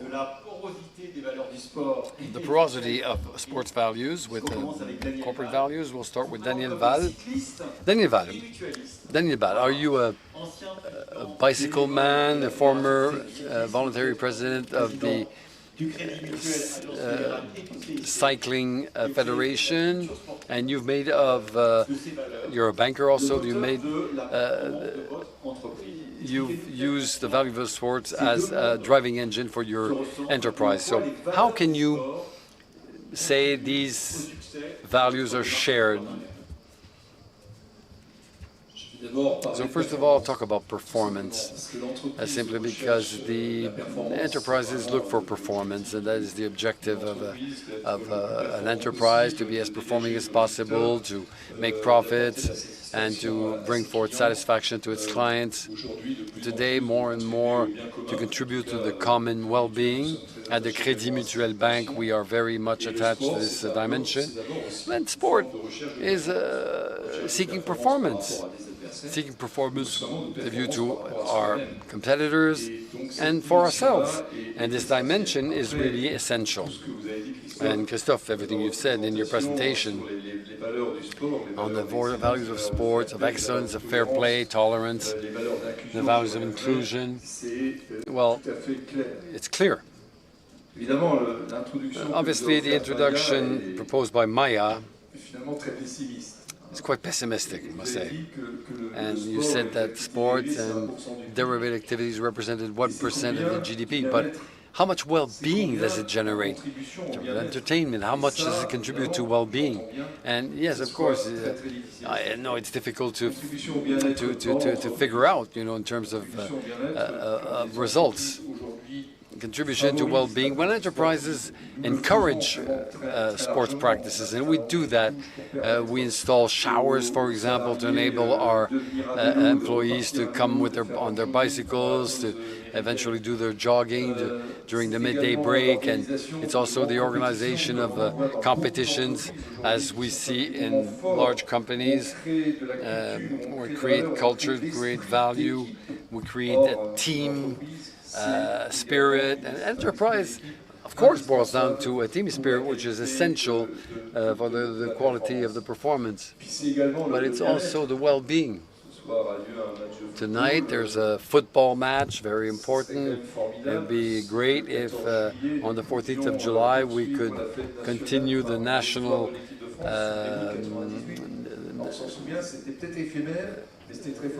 to celebrate the 14th of July along with the victory of France. In the present context, it would be absolutely formidable for France, especially being continued by the Olympic Games right after, and we hope that these Olympic Games will be a great moment of joy, of warmth for the population. Inclusion factor, no doubt for me. At the Crédit Mutuel, we've always been the partners of support life, associative life, far from the extremely high wages paid to some stars, essentially, in football. And the support we can bring to this association fabric to generate cohesion in the territories, and this enables encounters that would not have been possible. We can say culture loss for that too.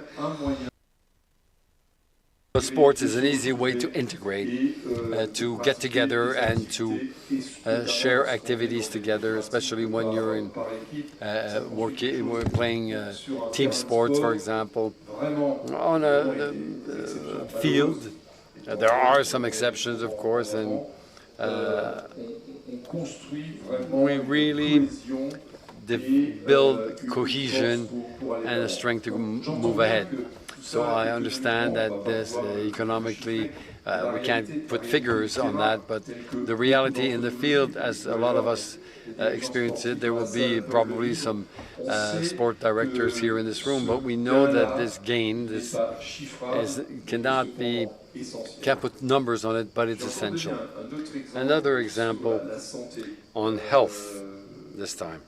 At the present time, the big national cause is to move 30 minutes a day. We are partners like many other companies, and we encourage this internally. And once we said that, we said we wouldn't stop at the end of the year. It's not because doing sports 30 minutes a day or being in motion 30 minutes a day, that it should stop on the next 30th of December. No, it has to be continued. I'd like to conclude with one point. It's our human resources people that tell us. Crédit Mutuel is identified as being a bank close to sports. A lot of candidacies of former sportsmen want to join us after, and obviously, clearly, it's an asset, even when the sports person is still in action, in activity. We know that he or she needs time, but we take the bet to take them with us, because we know then we have very good perspectives with these people. We have among our management a lot of former high-level sports people who today share the values of sports and performance, team spirit, tolerance, and of course fair play. And a bit of fair play in a major corporation does a lot of good, believe me. Thank you, Daniel. Daniel Ball from the CIC. We continue with the presentation before we open up the debate with Boris Guérardi, who's with us, an athlete, founder of Level Up. I promised a great breath of optimism and the keys of living together. We'll do that with you right now, Boris, to recreate a society, to make sense. You're a model of performance and resilience. An example, a high-level sportsman.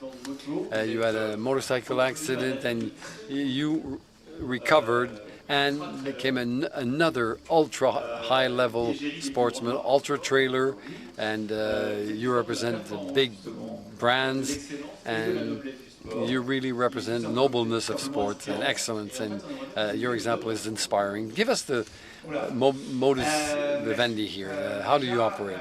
Well, thank you. I wanted to start by saying that I'm a perfect counterexample of Maya proposed in the introduction.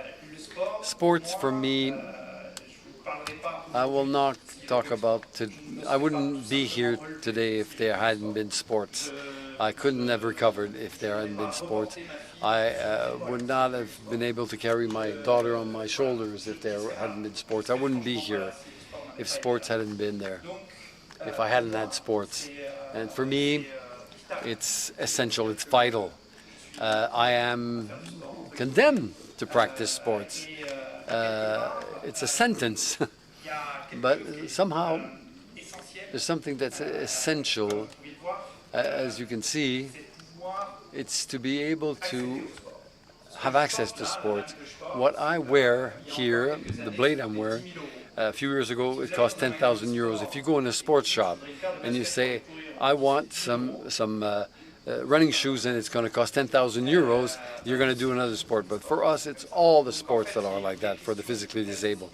So there's a question of access, a real question of being able to access the sports. To have access to sports, you have to go beyond that. The public authorities, enterprises, I have enterprises like the Crédit Mutuel who are involved in associations, involved in the development of sports in small structures. It's essential, it's vital. Very important today for me, being able to incarnate sports and the possibility to access sports is very important. And for the person who's just had a serious accident on his hospital bed, to know that it's possible, it's of prime importance, and that they can go and knock at the door of any sports club and be heard and hear that they are welcome. Yes, come and share our values and share. I've always been in sports, and when I wanted to do sports again, I was really well greeted and welcome without any questions. And I have a buddy, I have a friend, I'm from Toulouse, I have a buddy who plays at the Stade de Toulouse, and I come across him in the street, he sees my prosthesis and he says, "Hola, oh, something happened to you, huh? Right? Yes, something happened to me." He says, "You okay?" "Yeah, okay." "So you're going to come to the barbecue on Sunday?" And it was his only concern, because in fact he asked me a simple question, "Is everything okay?" I said, "Yeah." So he doesn't need more, because for him as a sportsman to say, "You okay?" it means that I can train again, that I can redo everything. So for him, that was what was essential. Back to life, that was. And today, if there's a message I want to pass on, is to say that sports is essential. It's the only place where we can all go. We won't be judged. We will be equal. You're physically disabled, okay. You're of such and such a color. I'm fat. I'm tall. I'm small. No, come, do sports. Come with us, share. And then there's the question, in my case, of difference, how you are perceived in terms of difference, and that in sports. I surf. I surf in the summer. So obviously change on the beach to get on my surfboard and change clothes on the beach. And the first time I had to take all my clothes off, well, then I take my prosthesis off, and I see that I was amputated. And the first time I was a bit, I wasn't comfortable. And well, going back and seeing how people looked at me, well, he doesn't have a foot, but he's missing a foot, but he still can surf. And this helped me go beyond this image. I have a small game to play here so that you understand what the difference boils down to, and how we consider the physically disabled handicap. See, you see my prosthesis, it's visible. In fact, it's hard to say, to think that this guy does marathons and mountains, mountain areas and things. Okay, but the look that you have on the handicap is biased by the prejudice we have. But I'll show you an example on how we can look at the handicap. Daniel, can you remove your glasses, please? Could you read a text there, a small text? No. So you're in a state of physical disableness, and what you have in your hands is a prosthesis. Did you consider him as a person physically disabled? No, not even. You didn't even ask yourself the question. You don't consider that man as being physically disabled.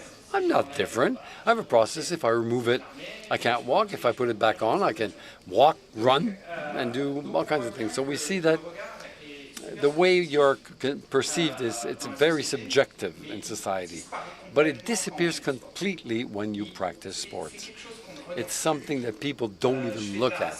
I do awareness raising in schools. And the children, after 30 seconds, they no longer look at the prosthesis. They forget it. For them, I'm Iron Man, and full stop. Yeah, how do you do this? How do you climb the mountains and things and that? Those are the values of sports. And that's what you can seek in sports. And in fact, economically speaking, it's a bit special to study. You can't put numbers against, what that all boils down to. But I do research and development for Salomon to make the tools accessible. I do cross-country skiing. We don't have equipment for that, so we're developing all kinds of things to make them accessible, all kinds of equipment. And economically speaking, it's zero for Solomon. They lose money with me, but on the other hand, by developing things with them, by working on these projects, well, what happens is the enterprise started communicating within the company. There are departments that didn't work together that started working together because it was a source of performance, new performance for the company, better communication. It was a source of reflections. And today, there are shoes that are proposed on the market that were developed to enable me to run on ice. I have crazy ideas, forgive me, but...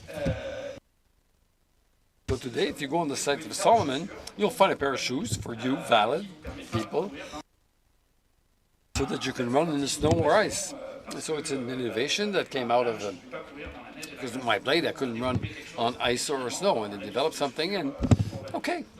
And now you have shoes for valid people, so there's an economy, there's a business model, it's possible, you just need to have a broad way of thinking.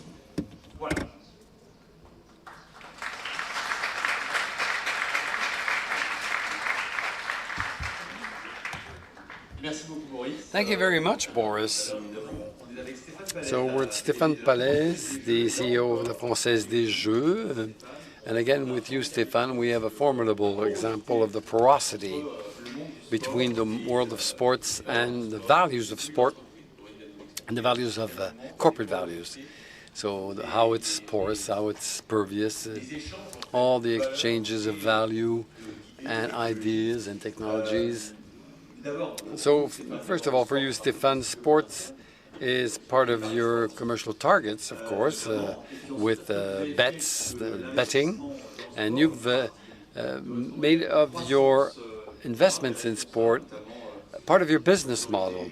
You sponsor Olympic team, Paralympic team, 9 athletes, I think. No. Oh, explain that later. So, talk about your commitments and value as well. Maybe what I'd like to say is that in the end, despite the introduction that explained that we are still wondering on the economic impacts, I'll say I'm very optimistic, like my neighbors here, on the economic impacts, positive economic impacts. Because sports is a social fact. Irrigates the vision we have of society, how we can project oneself in society. And I would say it's a political element in the noble sense of the word. And it's difficult to study, but I think on the other hand that it's extremely positive for society as a whole. So it's with this vision, while the sector of sport bets was not developed, the Française des Jeux started investing in sports 40 years ago. So for that 40 years, thanks to very good tax on bets, we financed the Sports National Agency, which, as specialists know, finances sports, performance sports, but also sports on the whole territory, access to sports on the entire territory. And we can, of course, talk in extenso on this. And the Française des Jeux for 40 years has developed beyond this tax. There's some very good taxes when they're properly used. Has developed an action in sport because, in fact, we think that it is in line with the vision of our enterprise, our corporate vision. A business to have a durable and sustainable growth, and that is really involved in the community. It needs to have an impact, and the sports are part of the levers through which we can have the most impact. So there are a lot of examples that we could mention. If I mention just a few, for the Française des Jeux, we think that sports is a lever for integration. I think integration has economic impacts, and when you finance the Diomed Academy, I don't know if Bernard Diomed and his spouse, his wife, are here in this room. Bernard Diomed being as a great football player who won in 1998, he created his academy, and thanks to sports, he takes kids in poor neighborhoods, and he follows them through their school path. They have better results than the national level. They have better results at the different levels of their schooling. 75% of them are professionally integrated, whereas in their districts there are only 45 of the same category. So it's not economy, but in my opinion, it has an economic impact, because education, all economists will agree that to raise the level of education of the population has very beneficial economical impacts. And again, we're talking of a population that has difficulties to access education and employment.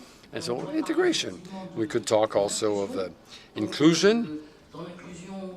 In inclusion, well, you can talk of the fact that since our inception, we finance major athletes, whether Olympic or Paralympic athletes. The idea is to be an athlete. Whether you're disabled or not doesn't make a difference. When you support athletes in the long term, we've been doing this for 40 years. Of course, for the Olympic Games, well, we selected 52 athletes, whether able or disabled. There are some 30 that are qualified in the Olympic Games, for the Olympic Games, because we supported them over time. And the other disabled athletes were all selected in the Olympic Games. So higher level of performance, incredible level of performance. And what is very strong in society is the role models. And I think that for all of us, and not notably the young people who find it hard to project themselves in success models, and I think sports people play a key role as role models. And this was mentioned by others. If France could look like its football team, it has two characteristics, this football team. One, that it's founded on merit. If you're not the best, you're not in the national football team at the top level. And secondly, it has role models other activities don't have, or professions don't have. I think that to promote inclusion for a civilized society, in my opinion, that has a strong impact. Difficult to measure by economists, but it works. And a third example that is of importance to me and that was mentioned is that through sports you can promote something that is called gender equality, and we're all very much attached to that. And as for other topics like in boards, corporate boards, for example, you have to make an effort. When I arrived at the Français des Jeux, they said we have a wonderful cycling team, it's a popular sport, we have our customers on the side of the road, but why not have a feminine cycling tour? And we will fight to have a Tour de France for women. And so also through this we can create role models for equality, and they work very well according to the testimonials I get. So I'll stop here, not to be too long. Merci beaucoup, Stéphane. Alors on a un autre. Thanks a lot, Stefan. We have another sports person with us. Karate. A black belt. This is a title that I got. French champion in karate, French champion in rugby, PhD as well, and you are the president of the Provence Côte d'Azur Council. Maybe you will get a majority that will look like the majority of tomorrow, with Greens, people from the right, people from the left. That's quite interesting, by the way. There's a lot at stake because the region is invested in sports, and there will be the Winter Olympic Games in your area, in your region. So it's a matter of values, isn't it? I'm not negative. I'm rather positive, like the other panelists. I've been very positive. You've said that the politicians, didn't do a good job. Let's see what's going to happen on Sunday. Nothing to do with Sunday. So 57% of the votes. This is what I got. So maybe you will be able to talk about it at a later stage. Sports and education. They are intermingled. The values of sport, respect your opponent, personal effort for self-respect. You have sports and performance. So when you do sports, is it a matter of performance, or do you practice sports as part of leisure activities, sports and integration? Sport and finance and economy, with the economic domino effect of sports, sports and politics. This is something that you alluded to. We'll see what comes out on Sunday. I was re-elected, and I had an approach. This is the political project that is on offer, from the Greens to the Gaullist. So I won with 57% of the votes. At the national level, it's different. In the first round, you choose. Second round, you eliminate. We'll see what comes out of it. And there's a different trend between the first round and the second round. I'm not here to talk about politics, because we changed the timetable. I'm against the extremes, by the way, but I give you some avenues regarding sports now. So I grew up within a culture of sports. I was on rugby fields. I practiced collective sports and individual sports in the Provence Côte d'Azur region. 20% of the inhabitants, 1 million people who are members of a club, and they practice sports on a regular basis. That's huge. And the members will buy some drugs in order to improve the performance. So if I've got 1 inhabitant out of 2, I think that there are some drug deal points. Regarding economics now, as far as I'm concerned, I like sports, I like the economy. We haven't talked about sports and health. Sports and health, this is something that is important as well. In the Council, we take into account the big international events. We build on them. because big sports will improve, and sports that have a low profile will be able to develop themselves. At the Velodrome Stadium, 60,000 people, 60,000 spectators for a rugby match. So they will drink, they will dance. For the football fans, I mean, they will break the bus, they will loot the coach, they will loot the cars. So in a stadium, you have a spirit of togetherness, whatever the type of sport. But football is different to rugby. So you've said that we're in Paris. So what about the Olympic Games? How will they unfold? That's great for France. That's great for Paris. There are some friends from Paris. They've told me, I mean, I want to leave Paris. Okay, leave Paris. But that's an incredible opportunity for us because the President of the Republic, the sports movement, managed to get the Rugby World Cup. More than 400 million for the 10 matches. The bars, the cafes, the hotels managed to get some earnings with the Rugby World Cup. The South Africans, they won the Rugby World Cup, and they were in Toulon. They were based in Toulon. So they were winners. So I think that they kept good memories of France. But 400 million euros in terms of direct revenues. For example, we want to get the sailing race at Marseille. I've got this mission with Mr. Goethe. We were facing different people, the people from La Rochelle. But at the end of the day, we managed to get the sailing race. So we fought tooth and nail, and we superseded the people from Brittany, from Bordeaux, from La Rochelle. So we managed to get this sailing race. 40 million investments will be allotted to the nautical base, and there will be a 40 million euro blueprint. We sponsor the sportsmen and sportswomen, and our region will be at the forefront because all these events will be beamed live on TV. Sailing is different to football.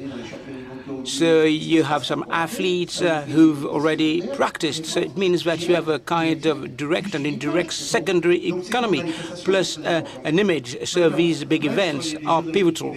Regarding the Winter Olympic Games, I love skiing. I come from the mountains. I wanted to be a ski instructor. Do I ski well or badly? Versus an urban dweller, my level of ski is good. I grew up in the Dubai Valley. I grew up with Kelly, Barnier. They organized the political and sports games. So the Provence-Alpes-Côte d'Azur region could get the games. Of course, I mean, I didn't tell much about it.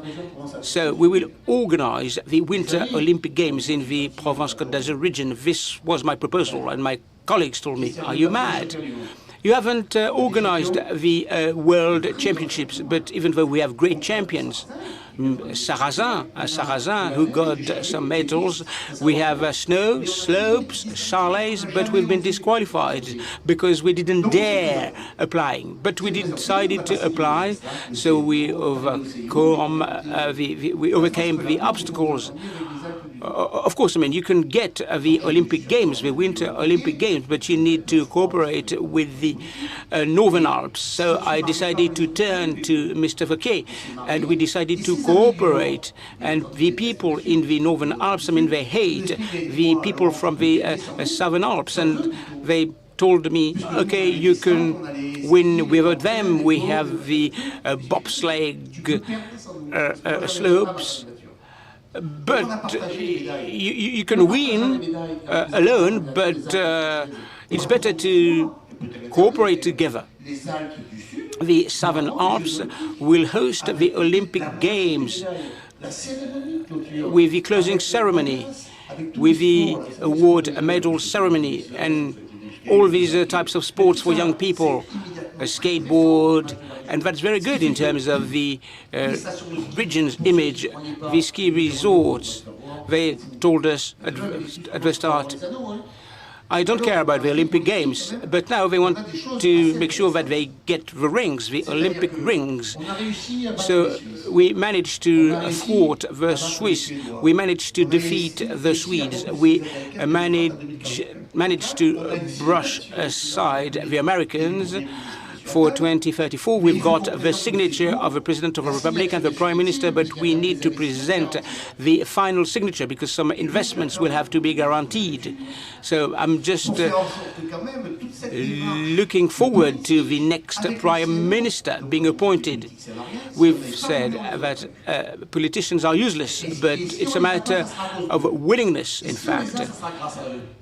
So if we managed to get the Olympic Games, it's because of the politicians. It's for our athletes. It's for our scenery, our mountainous scenery. We can develop our regions.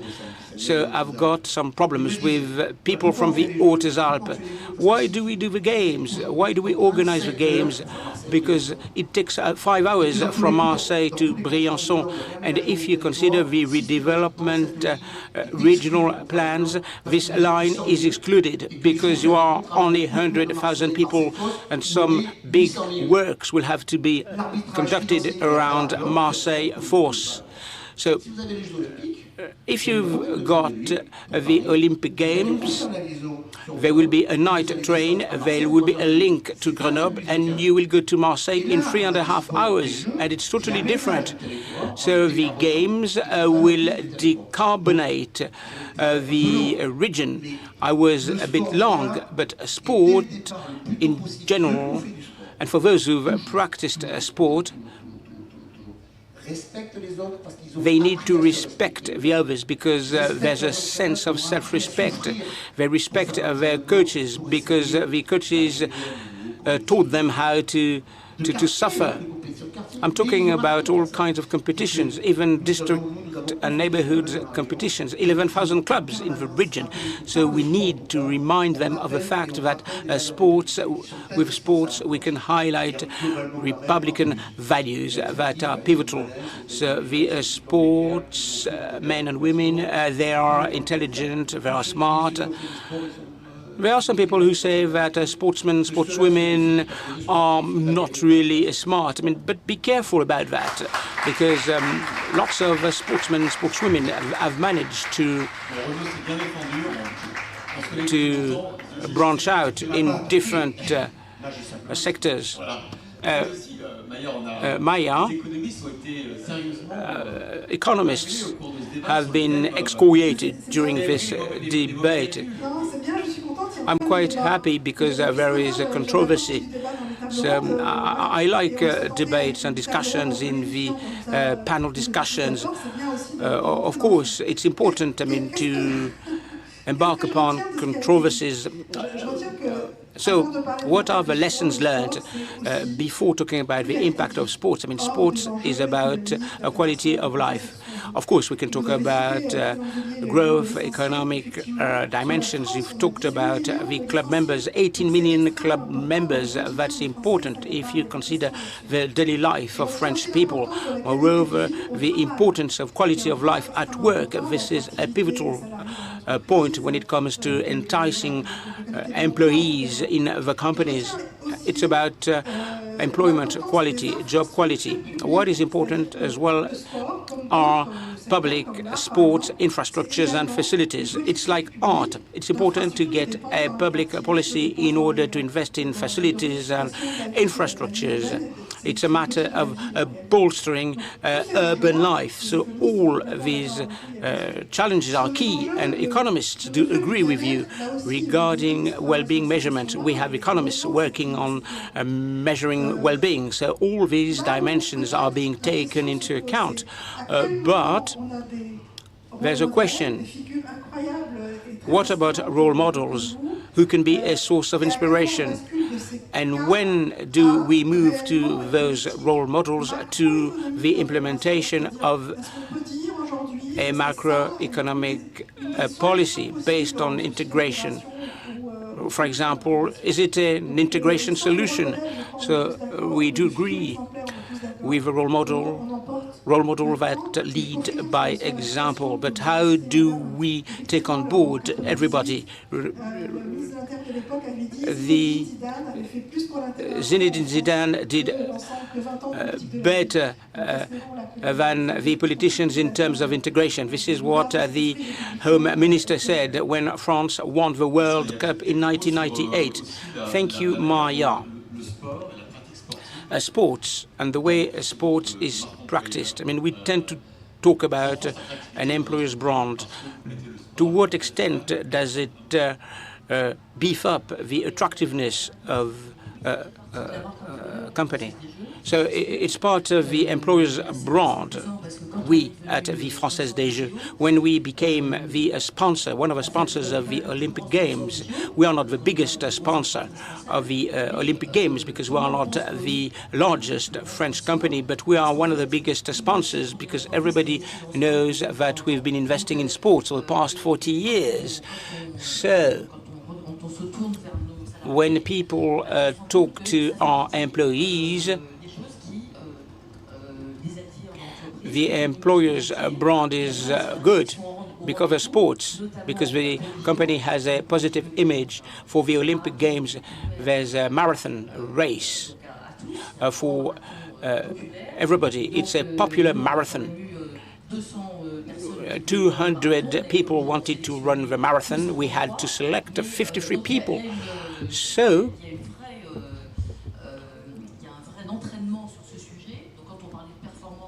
we were talking about performance. The employees at La Française des Jeux, for them, sports is an integral part of their working life. In a company, you can socialize. There's a sense of togetherness, and sports is key. And this is part and parcel of the employer's brand with some economic impact. I do share what you've said. So a company can be recognized and acknowledged because of sports, and then you can entice and attract talent. If you consider the corporate life, I mean, we promote sports on a daily basis. In May in Strasbourg, we organized an event bringing together 1,500 people across 18 sports disciplines. It was a 4-day event. It was outstanding, and we received many greetings because of this event. And employees can focus on the quality of performance of sportsmen that we support. We support a skipper in the class 40 rank. Is taking part in the Saint-Malo Quebec race. We look at his position on the race. We have Cofidis, one of our subsidiaries. Of course, in July, we have a look at the performances.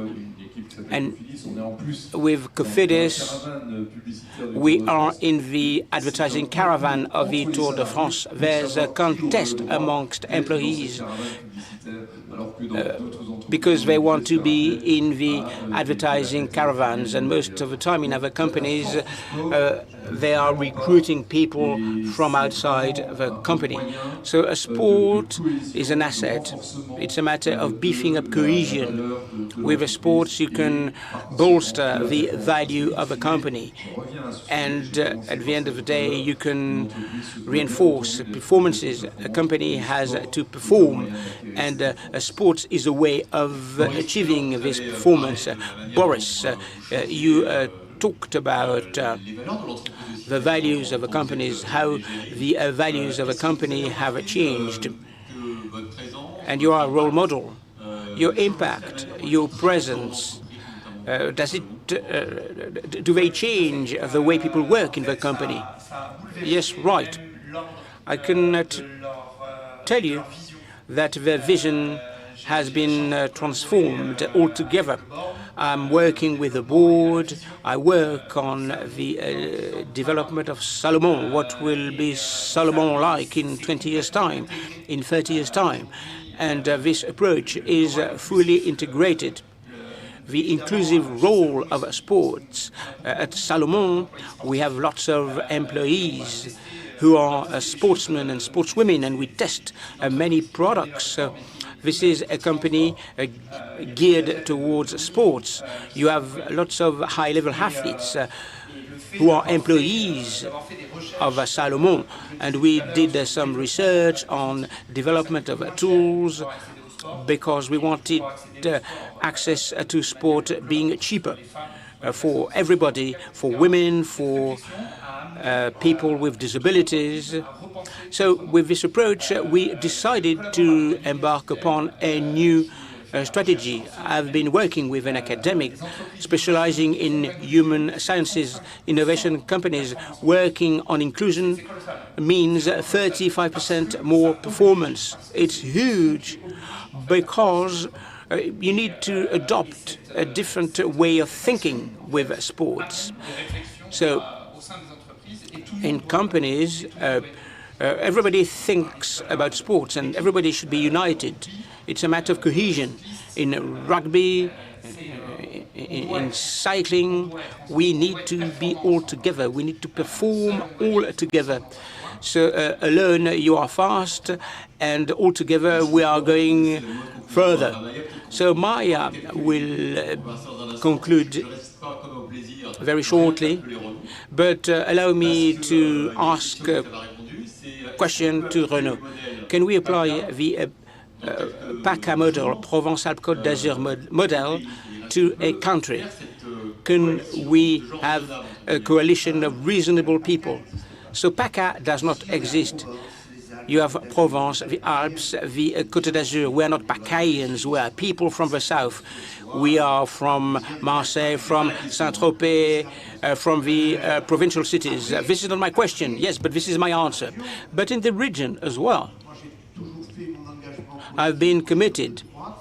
I'm a right-wing politician, and I tend to add up things. This is my culture.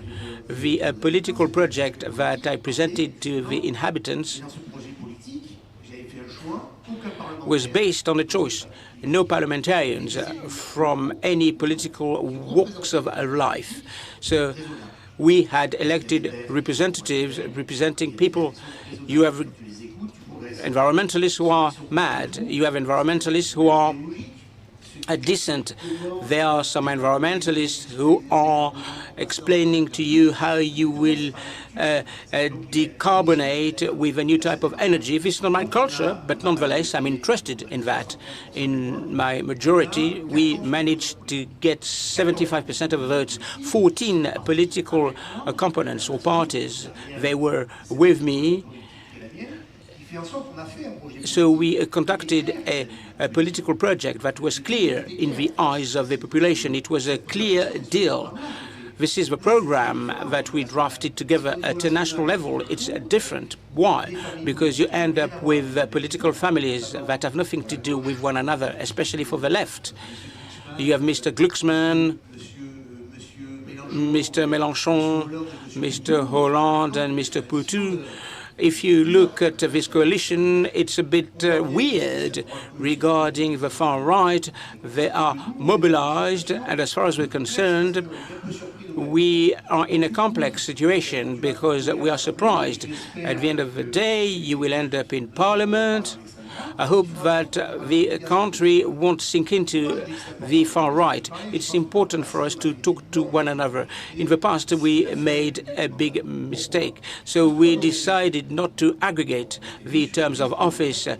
In a mayor, we are elected on a list, but we can sort out many problems and issues. I mean, the treatment of waste in departments, in regions. I mean, we talked about these issues, but at a national level, when you don't have a local experience. It's the case of many people For example, they were appointed by their political parties without any local experience. So they are sticking to ideology, and they don't talk to us. We don't talk to one another.